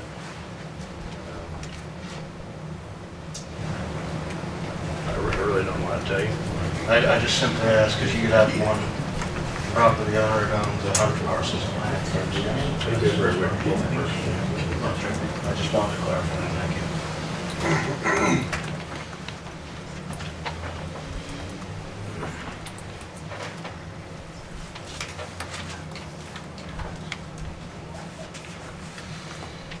Well, if there's no further discussion from the public, we'll close that portion unless somebody else wants to. Yeah, I had one question about the 168 parcels. How many of the people that own those parcels live in the state of Indiana, and how many of them are out of state that are signed? Does anybody know that number? No one lives out of state. Does anybody know that? On who's signed? I don't know if Larry knows. I don't know that specific number. Thank you. I have one question. Of those landowners, how many of them actually farm their ground, or are they cash renting somebody? I mean, I think the council would know that Well, answer. he might. He doesn't know. Okay, last question. Is it all true that if you sign the agreement, you have to keep your mouth shut about any bad effects coming from the turbine? Correct? I mean, there's You signed an confidentiality agreement. clauses in the agreement. Like that woman who I'm did sorry. that next one. You asked me a question, let me answer it first. Okay. I'm sorry. And what I said. You asked me a question, let me answer it first, okay? There are confidentiality provisions certainly in an agreement, because many of the terms in there are proprietary, okay? Do we Jeremy? have the ability to Jeremy, tell anybody that they Can you stand up, because I Yeah, can't really no, I'm hear you sorry. very well. No, I was just saying that there are confidentiality provisions certainly in the agreement. I mean, that's good business in any contract. You know, as far as can we silence anybody? Today's age, I don't think you can silence anybody. So, I don't know if that answers your... We might. Last question. In regards to the land appreciation, you said, was the minimum tract 5 acres and up? Is that what you stated? I was stating that for that particular study I was pointing out. There's been a number of studies that have been done. They've looked at, you know, quarter acres, they've looked at 40 acres, they've looked at, you know, pretty much every individual scenario that, you know, that's out there, close to wind farms. But I was referring to that particular Right, and study. your result from that, you said, was the same or less, but what is the result from maybe just an individual home or smaller tracts? Is it always a positive effect? No, I mean, the studies have not shown any cumulative effect to any reduction in property values related to the proximity of the wind farm, No matter the size of the, no matter the size. I just wondered why you started at 5 acres is all.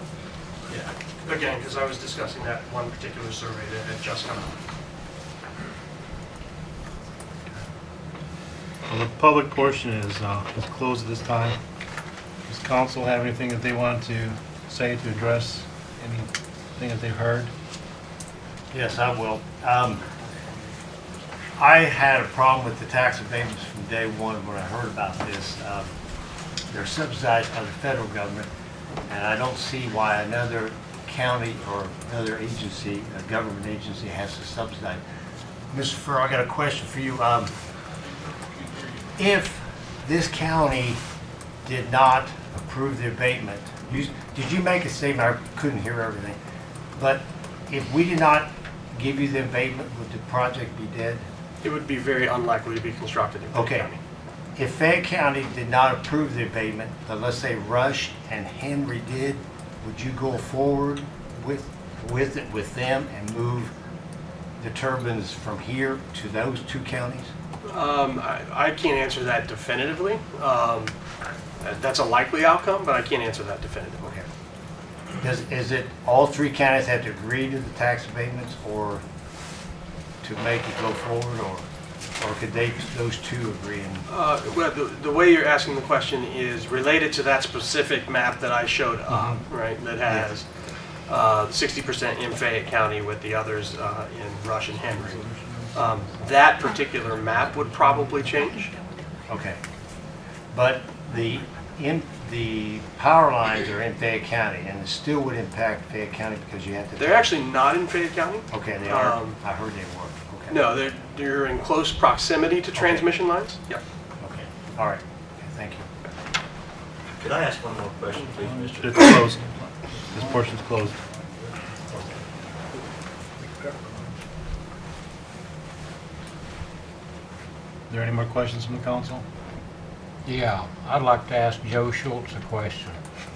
Joe, what would you like to say? Thank you, Dale. I was just, Mr. Farrell said it before, and I make sure I heard this correctly. He said next year was going to contribute or donate or whatever $2 million to Fayette County EDG. Is that correct? Did I hear that correctly? No, it would not go to the EDG. It would go to the county to be used for economic development purposes. Okay. Oh, here's my question. Is that normal? Is it the first time you've done that with the county? You're looking to build windmills in, or is that standard procedure, or is it open-ended, or is this a one-time, first time you've ever done it, or?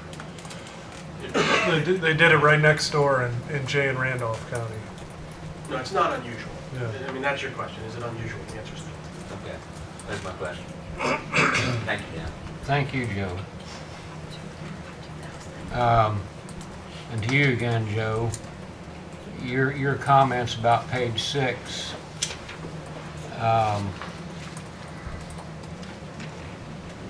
you're right, that the language there is a little bit ambiguous at best. No offense to Rick Hall or Mr. Rappel, but it sounds like it was written by a lawyer.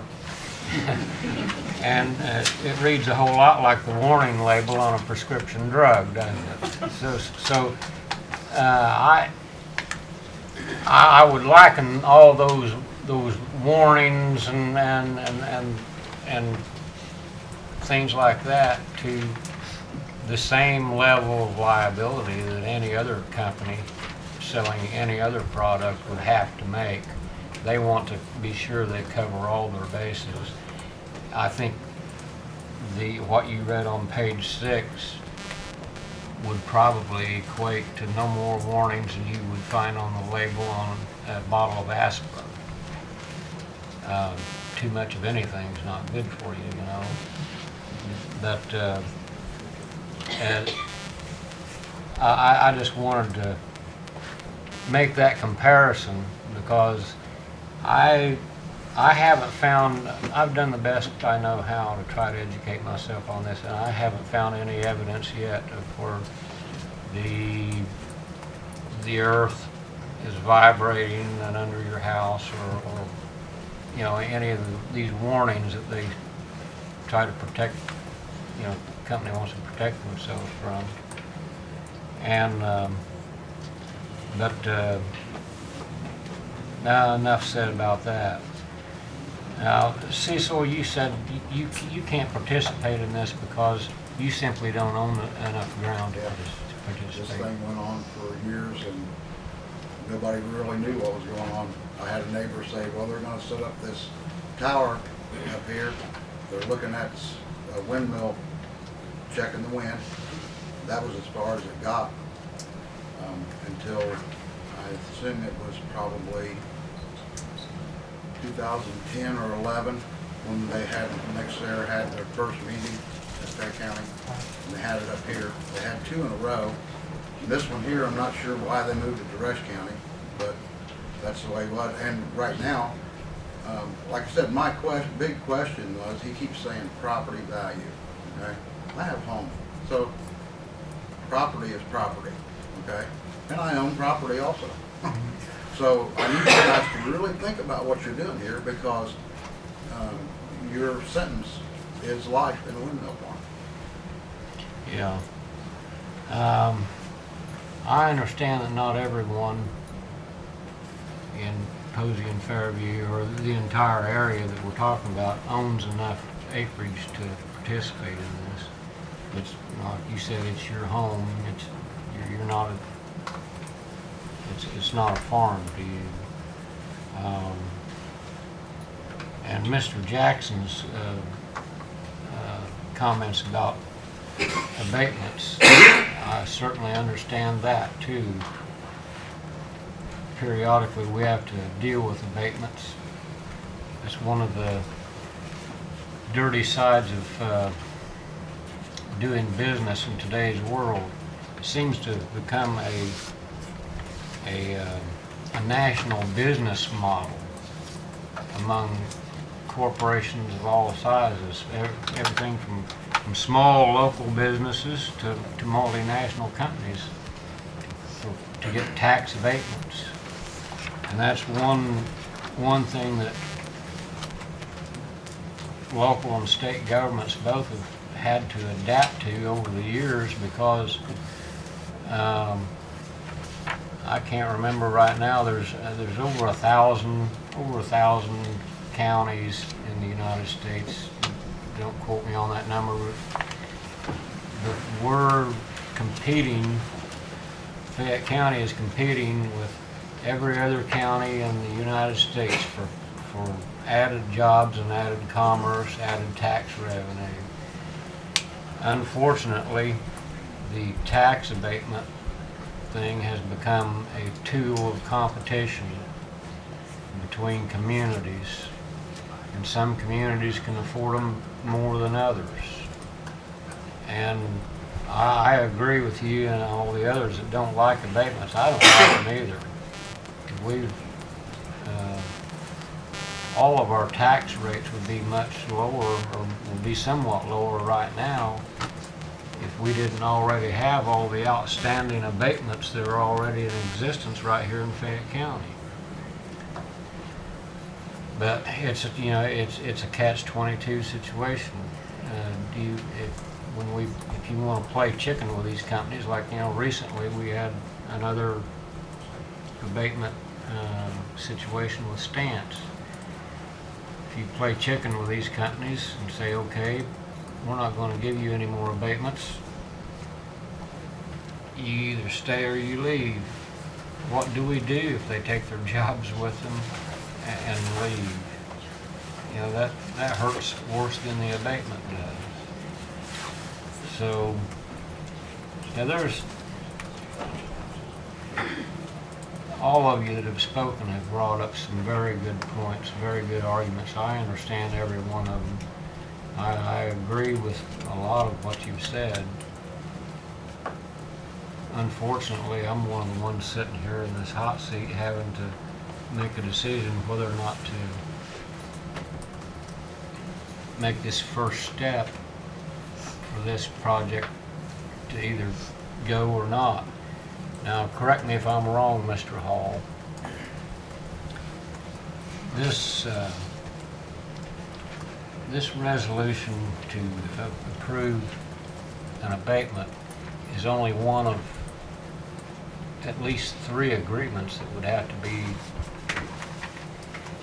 made between NextEra and the county for this project to go forward. Is that correct? That's right. It's just one portion of the relationship between the company and the county. So in terms of what else has to transpire for the project to come to Fayette County, the commissioners, the Board of Commissioners would have to approve the 3 agreements I described earlier tonight, the Economic Development Agreement, the Road Use Agreement, and the Decommissioning Agreement. Then also, before the project can be built, they have to go to the Plan Commission and get approval of their improvement location permit. So there'll be public hearings at that stage as well, where there'll be an opportunity for public input. So this is just one part of it. If I could just follow up on your statements with respect to abatement. I too am not a big fan of tax abatement, and it should be used as an incentive when it's necessary to get a project. It's not a reward. So the question is, you know, as you laid out, is in the competitive marketplace, is abatement necessary?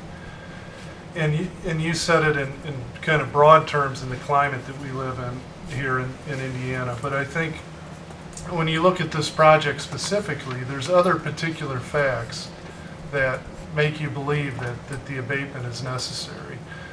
And that is the way what will need to transpire for the project to be built is they have to sell the power.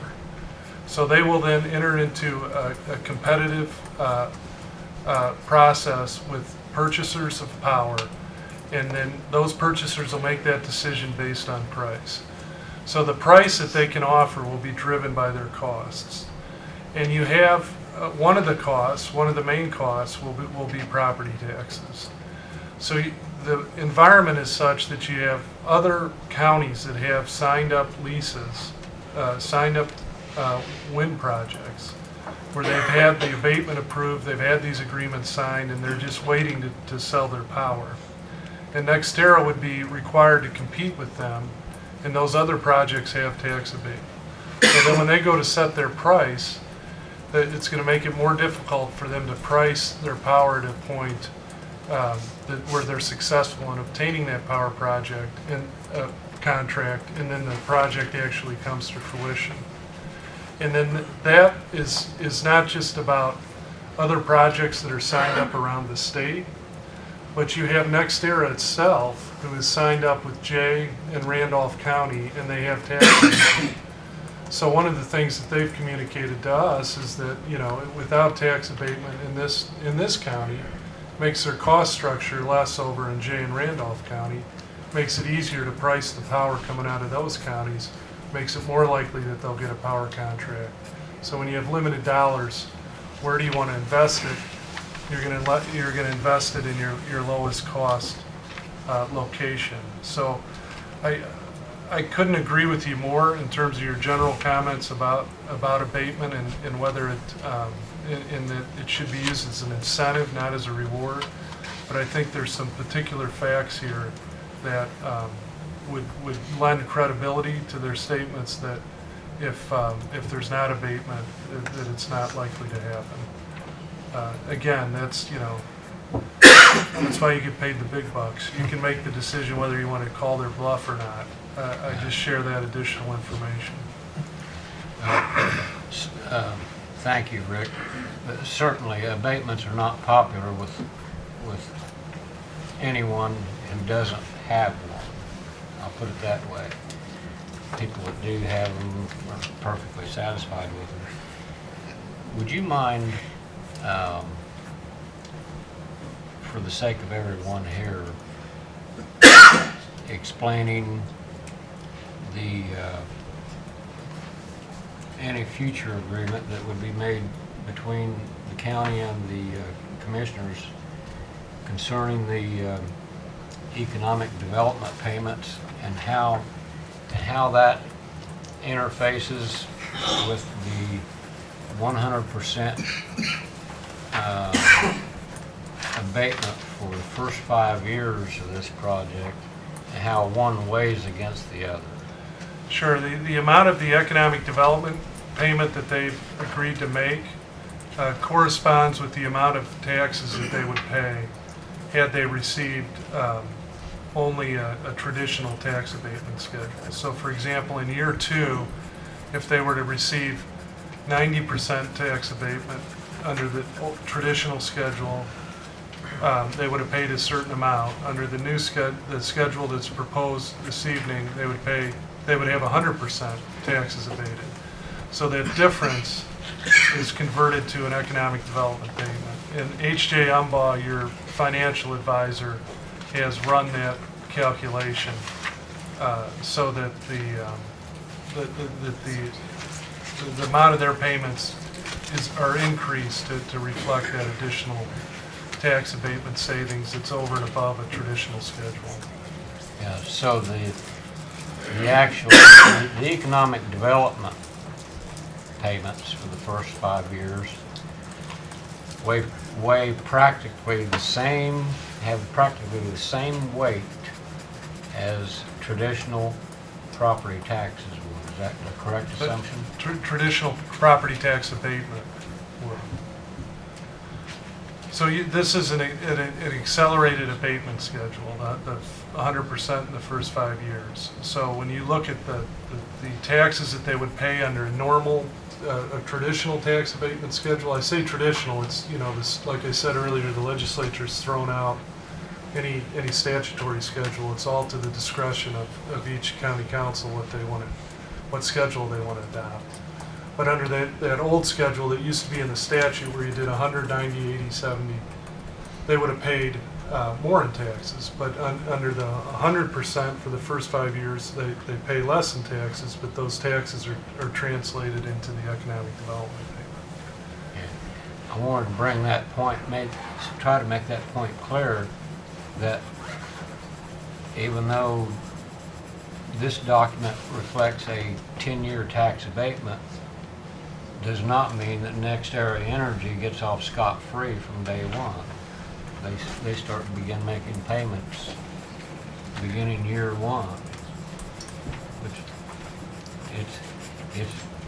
they have an abatement. They wouldn't be asking for an abatement. They would have under this agreement.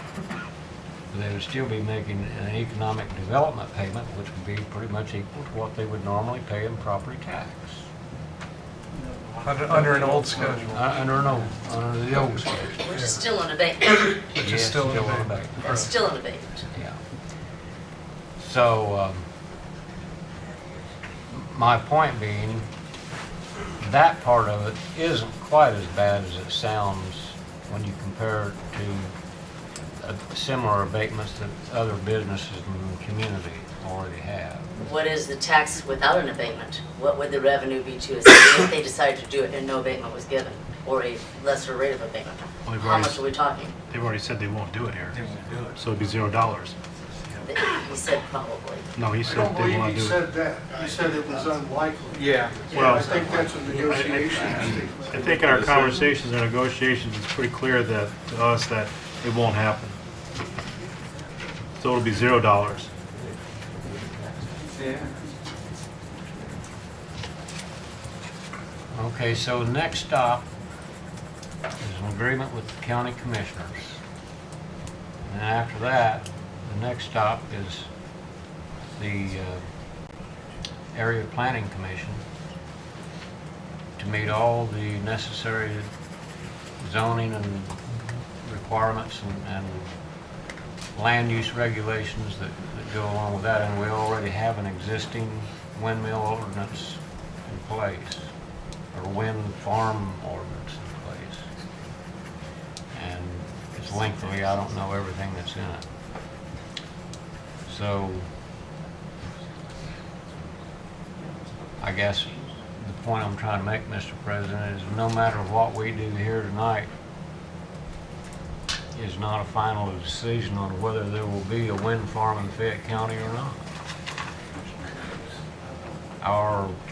Our sole responsibility here is whether or not to allow a tax abatement.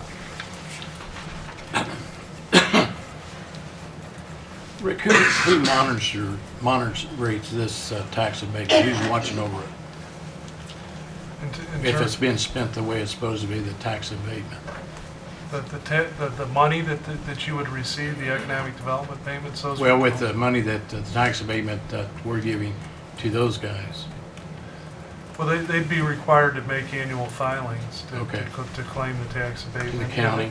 Yes, and there's a statement of benefits form that is, that they filed with the county that describes how they anticipate the 3 to 5 jobs, the amount of investment, and then each year they have to file a form that demonstrates that they've substantially complied with their representations that they made at the time the abatement was approved.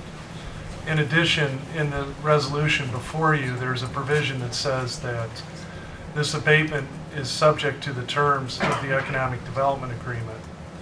So if they were to breach those agreements, it could cause a termination of this abatement as well. How would this abatement affect other governmental entities within the county? The school system, the library, Well, etc.? HJ Ambaugh is run specific numbers on that, so that they could get you, as a general matter, it's typically going to translate into tax rate relief in the sense that if the taxes are not abated, then that assessed value goes into the general pool of assessed value, upon which the tax rate is. The non-attorney explanation, I'm sorry. No, I think this is important though, because people think that every dollar is abated is like a dollar of tax that would come to the local government units. And that's not necessarily true, because the amount of taxes that are generated by the governmental unit is capped. It's a fixed amount and it grows each year, but there's a factor, it's limited in its amount that it can grow. So you're generating this fixed amount, and to generate that fixed amount, you have to assess a pool of assessed value, and then you come up with a rate that gets you to that fixed amount. So when you abate taxes, it just doesn't allow that new investment to go into the pool, so the pool is smaller than it otherwise would be. If the new investment came into that pool, it'd be bigger and would drive your tax rate down. Now, there's a couple exceptions to that. The schools have a capital projects fund, and then they have a transportation fund. And those aren't limited in the amount you can raise. Those instead are based on a certain rate. And that rate would then be applied to the pool, and it would generate additional revenue. But that's not nearly what you would think compared to the total dollars that are abated. And Umbaugh could give you how all those calculations work out. Did your firm assist Benton County? I assisted the county council in their very first deal. I've assisted White County, I've assisted Tipton County, I've assisted Randolph County, Jay County. Have you ever assisted NextEra? I have never represented NextEra. The background for my question came because of conversations that I had with the Benton County Assessor's Office, Auditor's Office, and some of their commissioners.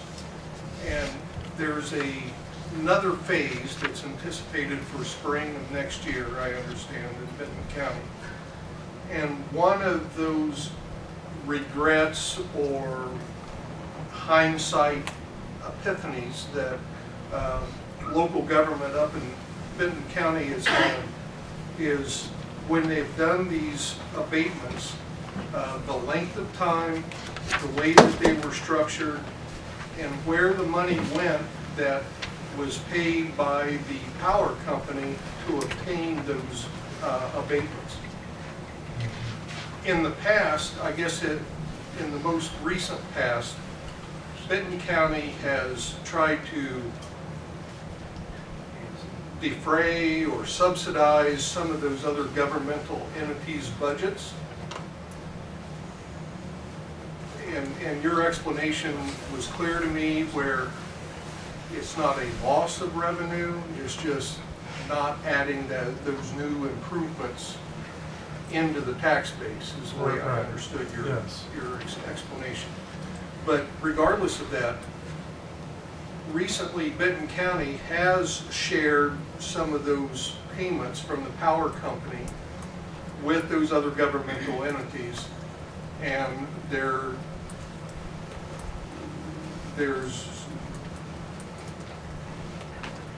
not a consensus within county government as to whether that was the right thing to do, and the way that the abatement was structured, the length of time, etc.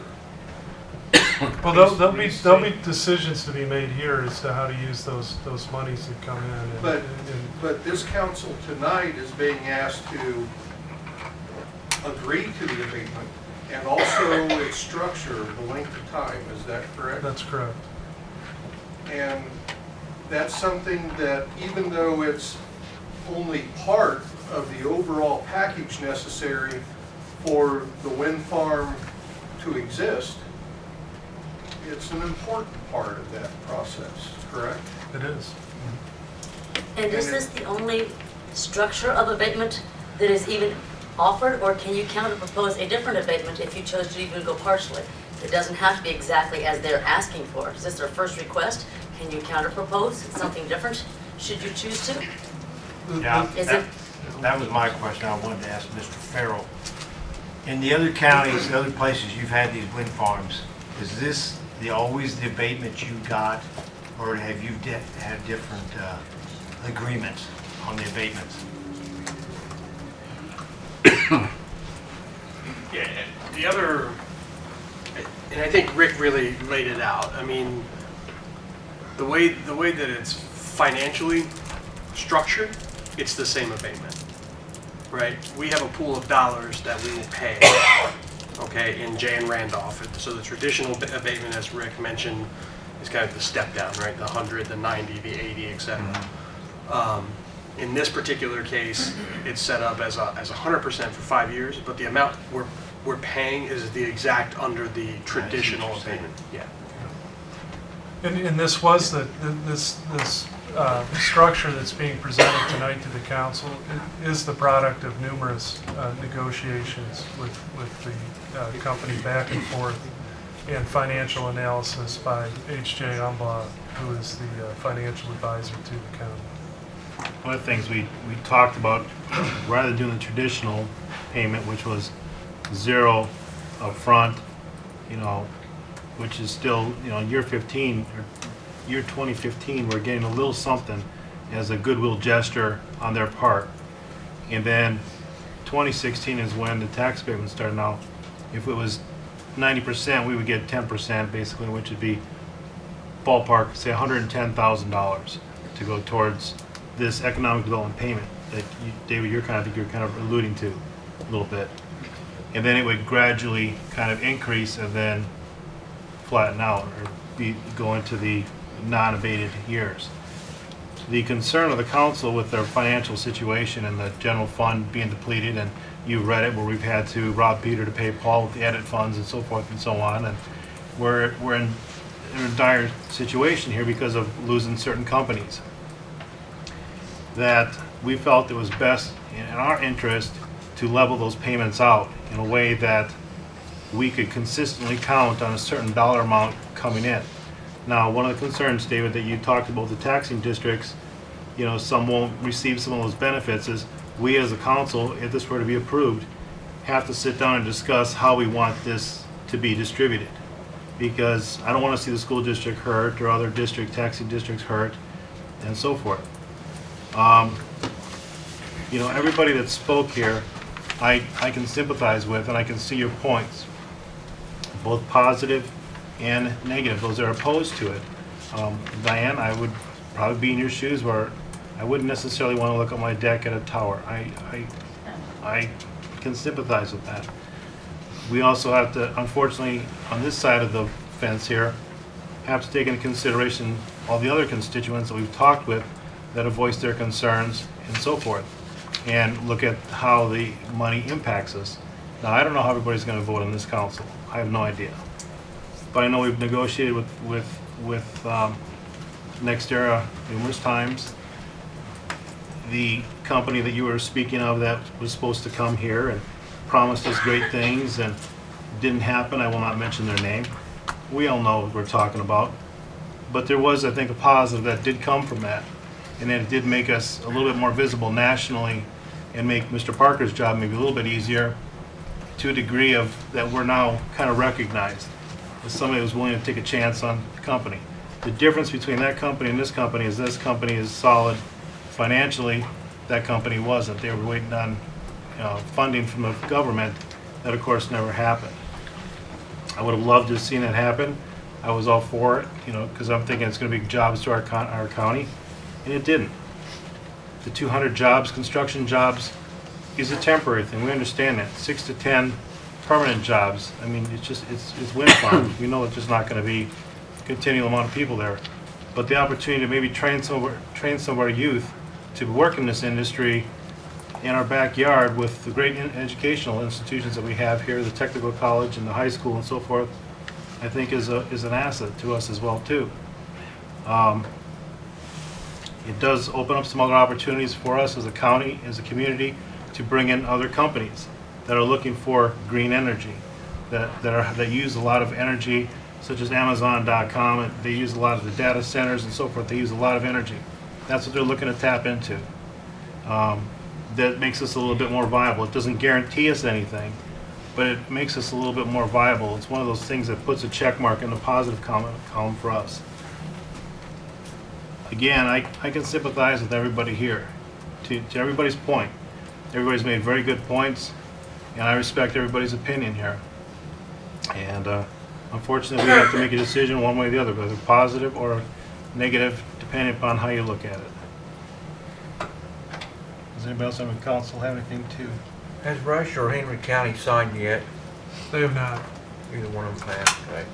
Is this a situation where a vote up or down has to be done tonight? I don't know if it has to be done tonight. I think that the consensus is we'd like to move one way or the other and know which way we're going, either for it or against it. How many of you feel like you would really like to research it a little further before you make a decision? I've been researching it for quite a while. How about the others? I've got about 10 pounds worth of material here. I mean, I've talked to the auditor up to... Persistent questions about... I'm sorry? But yet there's persistent questions that I don't think we have heard answers to. And those include the possibility of the impact on health, the environment,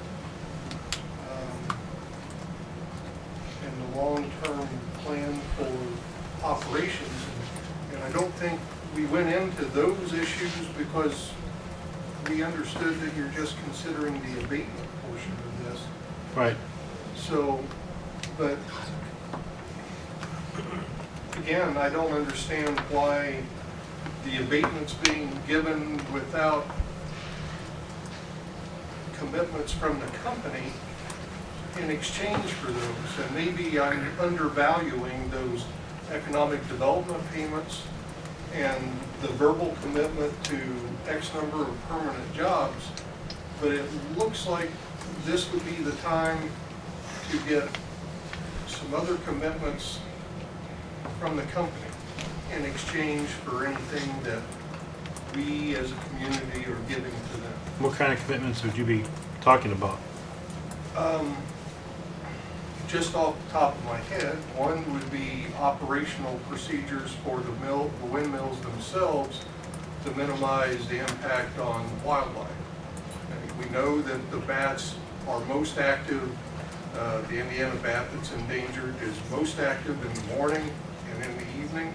And how would that impact their operation to commit to not having those windmills active during that time period? Gene?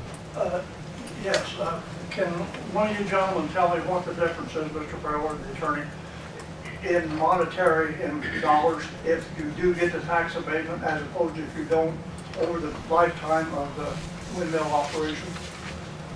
Get that from you.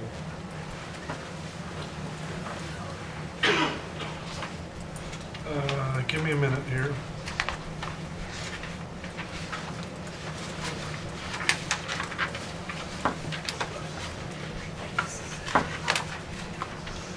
It's if you net out the payments that they're making back because of the enhanced schedule, the tax abatement savings is about $5.8 million. 5.8 million to the company, Yes. to the profit-making company. Thank you. Can I ask what the benefit to the communities in Fayette County is? And wouldn't we be better served by investing, if we can call it that, the money that will be invested, the $5.8 million on a backside of this deal that's invested in a profitable company? Wouldn't we be better served to invest that in a company that will bring more than 5 to 10 jobs to a working community who have spent lifetimes developing and growing and building Fayette County? I'll let Mr. Parker, Economic Development Director, answer that because he would probably have more knowledge on that. Put him on the spot. Because he can tell you the process of trying to get companies here and how difficult it is. Tax abatements are a tool. That's all they are. They're a tool. Throughout the entire United States, tax abatements are an incentive to bring business to a certain location. Talking about the unabated amount compared to the abated amount, I don't think you really have an argument about what you do with that money because it will not be there. It will be zero. The project will go away. We won't have to worry about spending $5 million because there won't be any money. NextEra will go somewhere else where they can put up their turbines. It's just that easy. And when said they can't just put. let me finish. Let him sir. finish. Let me finish. When we offer abatements to any company, all of you are welcome to come to those meetings as well, because we have a list of about 12 companies in Connersville that are getting the benefits of abatements and have employees here in Connersville. It'd be nice to wish and want and hope that this will happen without abatement. It won't. It won't happen. It's a tool to incent people to come here and invest. And there's 141 million reasons why we should have an abatement, and about 20 million reasons for the county to have it. And about 15 million reasons to the landowners to have it. How many companies have Sir, to your point. Everybody wants it and they don't. Only the landowners where the windmills are going to be. What's the long-term benefit that's going to benefit Fayette County from actually having this? The tax Long-term, revenue. as an economic development director, you're talking about getting your $2 million that you're going to get for economic development for our county. We know that's money that you're going to be able to work with. Long-term down the road, what do you see that you can be able to do with that $2 million that's going to benefit us in the long run, long-term? I tell you, we don't have the time for me to tell you what I would do. You come over to my office, I'll be glad to explain it to you. But yet, we need the time, we This is need to know that No, information. we don't have the time for me to list all of it. get somewhere. But that's $250,000 a year to your That's- point, that's sir, Okay, not- well, that's our over bill is 20 of that nothing many more years. than a tool. ladies and gentlemen, And we can do so much more with $5.8 million than You won't have White House. $5.8 million. You'll have no money. That's fair enough. hold on. How many, in your 9 months that you've been here, how many companies have you talked to about coming to Connersville? Approximately, ballpark. 12, 15. How many of them have came here? To date, one. How many Drugs. of those had tax abatements? He did not. Okay, and who was that the, Yeah, that predates me. That was Alex Carroll, who's organic. Has any of those other projects had the ability to impact the number of residents directly as this windmill project does? You have to define impact, and I think we've done that here tonight. There's a certain contingent of people that want them, and a certain contingent of people who don't. So defining impact is left in the eye of the beholder. If you're for it or you're against it. I tell you what, I'm neutral. It's hard to believe, Mr. Parker. It's hard to believe. Well, listen, my job is to help facilitate job growth and commerce. And this is job growth and commerce.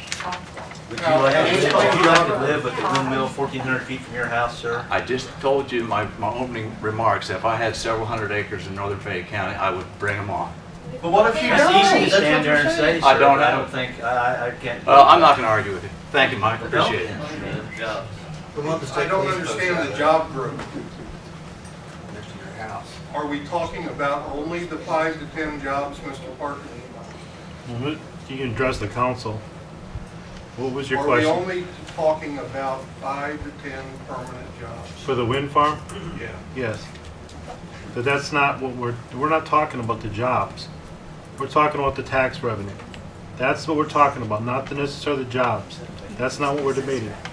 And the assessed value. But that was the reason for the abatement. No.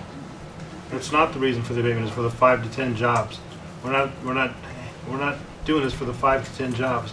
We're doing it for the assessed value and for the tax and revenue that will help our county. That's what it is about. It has nothing to do with the 5 to 10 jobs. If it was just looking at 5 to 10 jobs, it's a no-brainer. I would agree with you. So when will the tax revenue help the county? That would be in 2016, correct? That's the economic development payment, the economic No, payment. tax revenue. I said Tax tax revenue, revenue. not, That would be after the 5 years of the full abatement were over. But in the Then you would meantime, get- they'll be paying $280,000 a year. that's not That's gonna a help our drop in the taxes. bucket. We're looking at what's gonna benefit our taxes in the long run, and that economic payment does not affect our taxes. So we're talking about after 5 years, that we're going to get what percent? That we may lower our taxes, and how much after inflation is that actually going to help us in 5 years? Very, very good.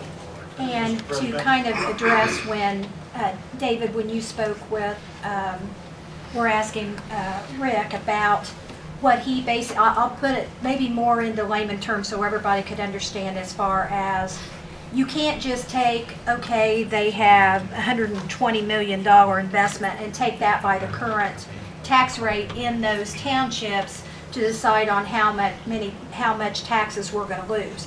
You would have to actually recalculate the tax rate for that township and add in that additional investment. Then you would see a different tax rate than you would see if you were just looking at what it is with the current net assessed value, correct? Right. So that's basically what he's saying. And then it goes to what percentage is it? It goes to in year 6, they would pay 50% of what taxes, they would have 50% of it abated. So they would pay so you would take the assessed value and say at that point it's 120, say it was still 120 is what it was assessed at, you'd go to 60%, so they'd be paying on 60 million. And so, and how would that calculate as a possible percentage reduction in our property taxes? It's hard to say. I think, And I has think that's MBOB what will done affect that? us, and I think that will help a lot of people. Has MBOB done that? And we're in talking that about long report? term down the road. I don't have it either. Yeah, well, I don't have. Well, I that asked the county to look at that as a possible means of making a decision as well, please. it seems that most of the concerns in this room are aesthetics. And is this abatement process, does that give the council a tool to negotiate any kind of factors that the power company can perform or engage in to help mitigate that? In my conversations with people in Benton County, I understand that the power company that is in operation up there, which is not NextEra, has addressed specific property owners' concerns about flicker, soil compaction, and once those concerns were made known to the power company that's involved up there, the power company did some things like plant a grove of trees along one of the property owners' property lines to mitigate the flicker effect from the nearby windmill. Negotiate additional setbacks from property lines or occupied structures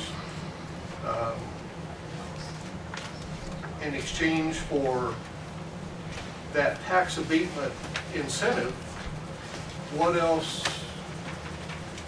is possible that we could expect back from the power company? Jeremy, I thought you addressed the flicker thing, but I don't know, and I guess I don't know how to answer his question. I don't know if you want to answer that, or. Yeah, I think I said it before, right? I tried very, very hard to let you know that we're owner and operators for 30 years, right? We've got 10,000 megawatts in the ground. We have reputations to keep up, right? There's been a number, just to give you a little bit more about my background, I've actually been with the company for 12 years. Prior to this current role, I actually managed the business side of operational assets. And so I was the guy that, so the developer turns it over to a business manager after it's over. For the turnover, you go through all the terms of all the agreements, right? Make sure that that's turned over, that everybody's copacetic there, understands that. I was the guy who did a lot of these things, right? I mean, is there, I'm not sure I can fully understand your question, but what I can say is that we have a reputation to keep up, right? You're welcome to, I've shown you the map, I'll give you any of our wind farms. You're welcome to go out there and talk to anybody who lives around them, right? To see how we operated going forward, right? I think that addresses your concern. I think that this abatement issuance process could be used by the county council to help mitigate some of the concerns by people that are expressing opposition to this project. Well, again, this is the abatement hearing. Your county has already done it, right? They put out a wind ordinance. They put out a wind ordinance for the industry to say, this is what it takes to build a wind farm in our county. Businesses look at that, and then they go and they say, can we live with the terms that are in those wind ordinances? So what you're asking here is if you were a farmer, right? I don't know if you're a farmer or not, but if you were all property, right? So if you're going out to buy insurance, okay? They show you the quote, right? You say, all right, I'll sign up for that. I'll spend some money, I'll sign up for that. So you're saying, and then they come back to you and they say, that wasn't really good enough, right? We're gonna charge you more, right? I mean, that's basically what you're asking at this point. The ordinances have already been out there. Okay, right. And so are you saying that as this community learns and gains a deeper understanding of the wind power industry, it's not possible to correct mistakes or shortfalls that may have been done in the past? We can't change. Do you know the wind ordinance, sir? I do not. I do not. So you're classifying it as a mistake because you don't like the terms, and I'm fine with I that. am not even aware of any of the terms in that wind So you're ordinance. classifying that as a mistake, right? No, I'm not classifying it as a mistake. What I'm saying is, if this is a learning process, like I understand Benton County has went through. And as they say, gee, this isn't quite working for us, we need to modify certain aspects of our relationship with the power company. How easy is that to do?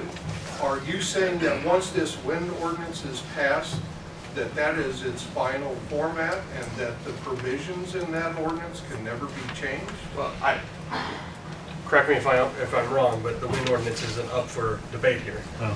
I mean, this is a We have discussion nothing- of tax published abatement. at? We have nothing to do with the wind ordinance. Right. Where is the wind ordinance published at? But wouldn't this forum be a mechanism? I don't know. It's a public document. Area planning. Area planning? It's a public Billy document. But Daniel. they did the setbacks, So but I wouldn't haven't this, seen the whole wind. this body and this abatement ordinance be a mechanism to leverage some things that would mitigate the concerns by the citizens here? I'll let you answer. The mitigation of those concerns, as I understand what's been talked here by you, sir, would normally and customarily be handled with the Area Planning Commission when if next No, era. I'm not talking about action by the Area Planning Commission. I'm talking about action that ties certain agreements, certain provisions that are acceptable to both the county council and the company in order for the power company to receive a tax abatement. Well, the Plan Commission is charged with making judgments as to what are appropriate restrictions on the operation of the wind farm. The county council is charged with deciding whether the benefits of this project are justify the tax abatement that's being requested. It would be no more appropriate for the county council to say to the Plan Commission, well, you should impose these certain restrictions on it, them, as it would be for the Plan Commission to say, we're not going to have certain land use regulations unless you grant them a certain tax abatement. If I'm not mistaken, the other tax abatements that are in effect within this county, there are stipulations in place in those abatements that company, that for-profit business has to perform certain activities in order to receive that tax abatement. They have to hire and employ X number of people, they have to make X number of investment into the community, et cetera. And some of those provisions we're already talking about here, and I'm just wondering if there's not some other things that can be incorporated into this tax abatement ordinance that would make the citizens feel better about this whole process. Well, there are other things in the sense that this is all subject to the Economic Development Agreement, which is going to be tied to the road use agreement and the decommissioning agreement. But what you're asking, what you're discussing are land use restrictions that are within the purview of the Plan Commission. Those may be some of the items, yes. And that's within the purview of the Plan Commission. I mean, just like the Plan Commission wouldn't say, well, we'll do a 1,500 foot setback if the county council grants 6-year abatement. I mean, that would be not appropriate. I mean, there are two different bodies that are charged with two different tasks. And your contention that that's not appropriate? Because the Plan Commission is charged with determining what's the appropriate restrictions on the operation of a type of business. They're not charged with the tax abatement, nor is the county council charged with the appropriate land use right. And I appreciate the fact that you were intimately involved in the negotiation for this proposed tax abatement. Is that correct? Sure, on behalf of the county, yes. Yeah, okay. Is it your feeling that this is the best arrangement that this county can get on this particular issue?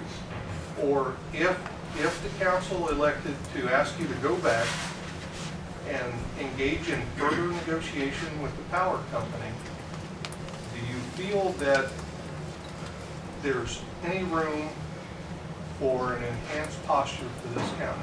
I feel very good about the proposal that's before this county through The those question is- discussions, and that's based on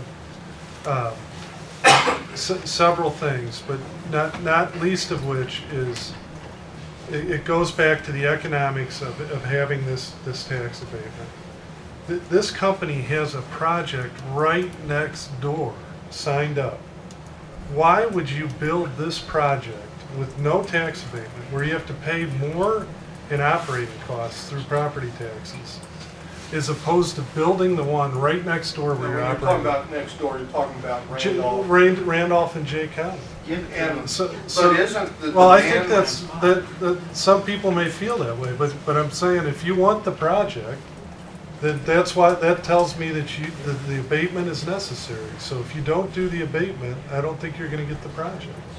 Is it a true statement that this Fayette County project is one of 2 active wind farm projects in the state of Indiana right now?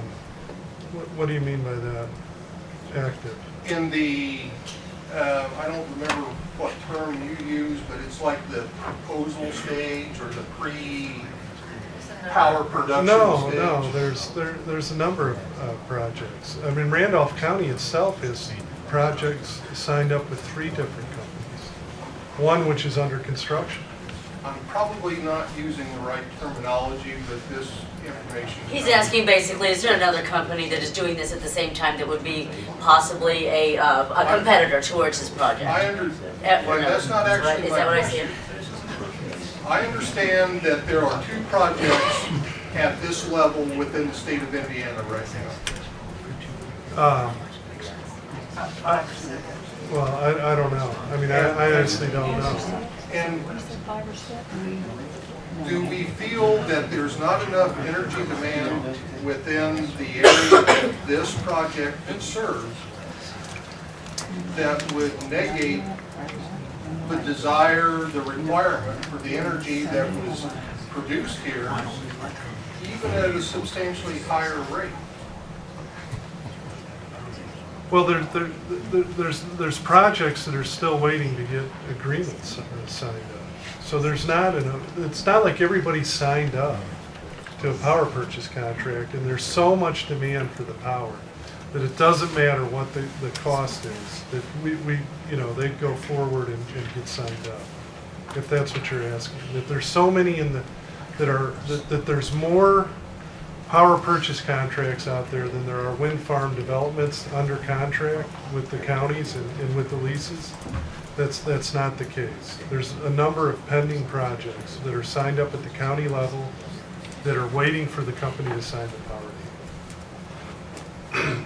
Okay, we'll move this along. Mr. Spencer, I appreciate your comments. Does the council have any more questions? Do they feel comfortable moving? Shirley, did you have something? I don't have a question, but I have a statement that I'd like to make. And I appreciate everyone here who's come to present their opinions. And what I heard, many of the opinions, in addition, I guess, other than the aesthetics, was just a statement against tax abatements. And I want to reiterate what Dale said earlier, that, it's kind of the way of the world, at least in the United States today. I was listening to a tape or a book the other day that the United States currently has the highest corporate tax rate in the world. I'm not talking about in the United States, I'm talking about in the world. And our Congress and Senate have talked about giving companies incentives to bring some of the jobs back, but they haven't gotten that done. Canada used to be up there with our tax rates, but guess what? Canada dropped their tax rates in order to encourage business, and so Burger King moves their investment out of the United States up to Canada. We need to encourage investment in this community. there is no $5.8 million. You know, this council has difficulty coming up with $500,000 to pay for what it takes to run this county. We need to provide at least a level playing field. And, you know, yes, we could start all over maybe and talk to other folks, but this has been under discussion for some time. How do we, people are just opposed to an abatement, giving somebody something for free. But it's not really, it's an incentive to bring them here, as opposed to letting them go to Union County or Delaware County, for instance. And I think Rick Hall alluded that there are many other counties sitting, some of them, many of them, already with landowner agreements that don't have a wind farm yet, but are just waiting for somebody to come along and say, here, let me build in your area. A lot of people disagree with what it's going to look like in their backyard. NIMBYism is everywhere. You know, it's good that we have green energy, but not in my backyard. The government subsidizes every single kind of energy. How many years ago did the government subsidize the nuclear power plants? And where would we be without safe nuclear power in this country? Look at the condition of our government. Well, that's another story, and I'm not going to go there. But again, without, I mean, we could take away the abatement. Would that make everyone happy? We don't give people an abatement, but then there would be no taxes. Ultimately, the idea that this council has many times voted on abatements to encourage small business to invest in our community. And we have invested for 5 jobs here, or 3 jobs there, or 10 jobs somewhere else. The most recent one I know, many of the farmers have used out at Falmouth Farm Supply to help improve the facilities for our county, for our farmers. You know, obviously you hope they'll make money. We hope that Next Era Energy will be profitable and make money. We hope that some of the 168 people that signed up will make money. People don't give you money without expectations of getting something in return, except maybe the government. And I think that's all I have to say. Anything else from the council? Rick, when is Henry County and Rush County going to take their proposal to their council? Well, they both have approved it on their first reading, isn't that right, the preliminary? Rush did? Henry is taking it next week. Okay. And when are and December 10th is the final in Rush, and when is Henry? December 17th. How many readings are they doing? Well, they just 2. They have the preliminary resolution and then their final, like you guys have. We did the preliminary at our last meeting, Jim. This is the final.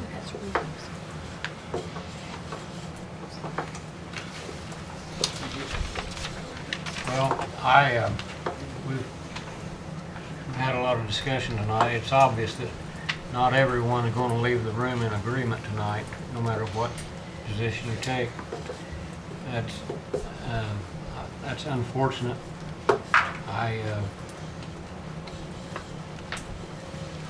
I'll be clear, I don't like tax abatements. I don't like them at all. They are a reality in today's world. And if you wanted, if we wanted to really start a fight, we could have another public hearing on farm subsidy, federal farm subsidy payments. We could probably really have a big fight about that. They're gone too. They're gone now. But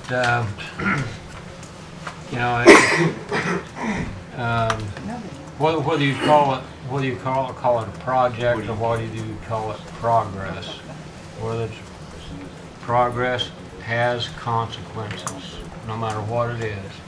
There is a consequence for someone in some way, no matter what you do. It's like right here in managing the finances of the county. We can't give one department anything without taking it away from another. That's just the way it is. And so, you know, if we give consideration to Next Era Energy, are we taking away from you or not? That's a subject that every one of us could debate, you know. As far as the tax base of the county is concerned, the tax base of the county is better with Next Era Energy than without it.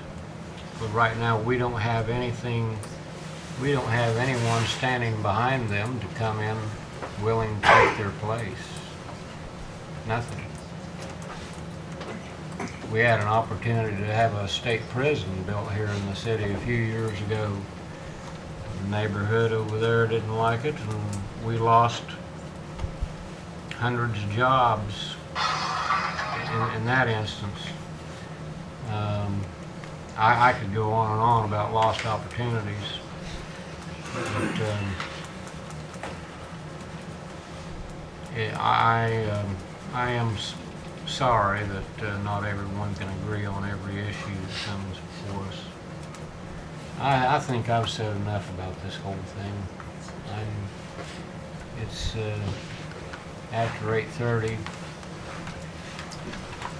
I'm not going to ask any more questions or make any more comments from on the subject until we get ready to vote. Does the council feel comfortable moving ahead? I want another week. To do what? I want just more investigation.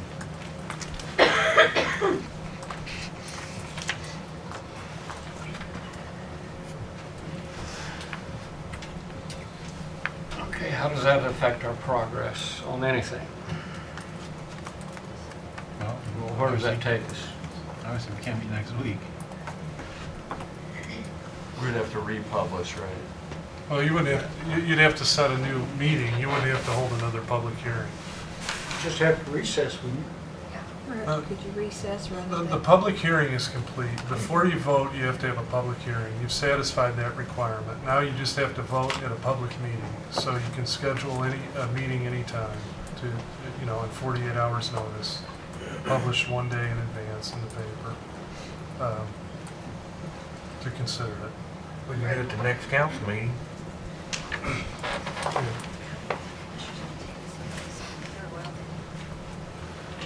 That would be Tuesday, December the 2nd. Is your regular meeting? Yeah, the next regular council meeting. The commissioners would be looking at the agreements on December 3rd. Second, I think. Or is that second? Is that your Would be- meeting? Yeah, they meet in the morning and then council would meet in the evening. Okay. So we need to meet before then, correct? No, it Okay. could be any order. Okay.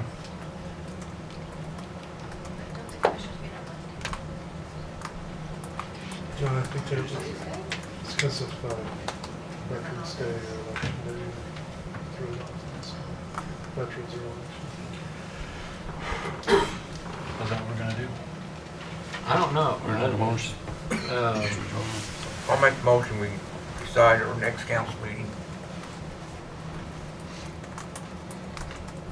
Have a motion? Well, you don't need a motion for that. You can just table it and just not vote on it. If nobody makes a motion to pass it, then it's still just pending on your agenda. So I guess we'll table it till the 2nd, December 2nd. If there's nothing else, we will adjourn this meeting.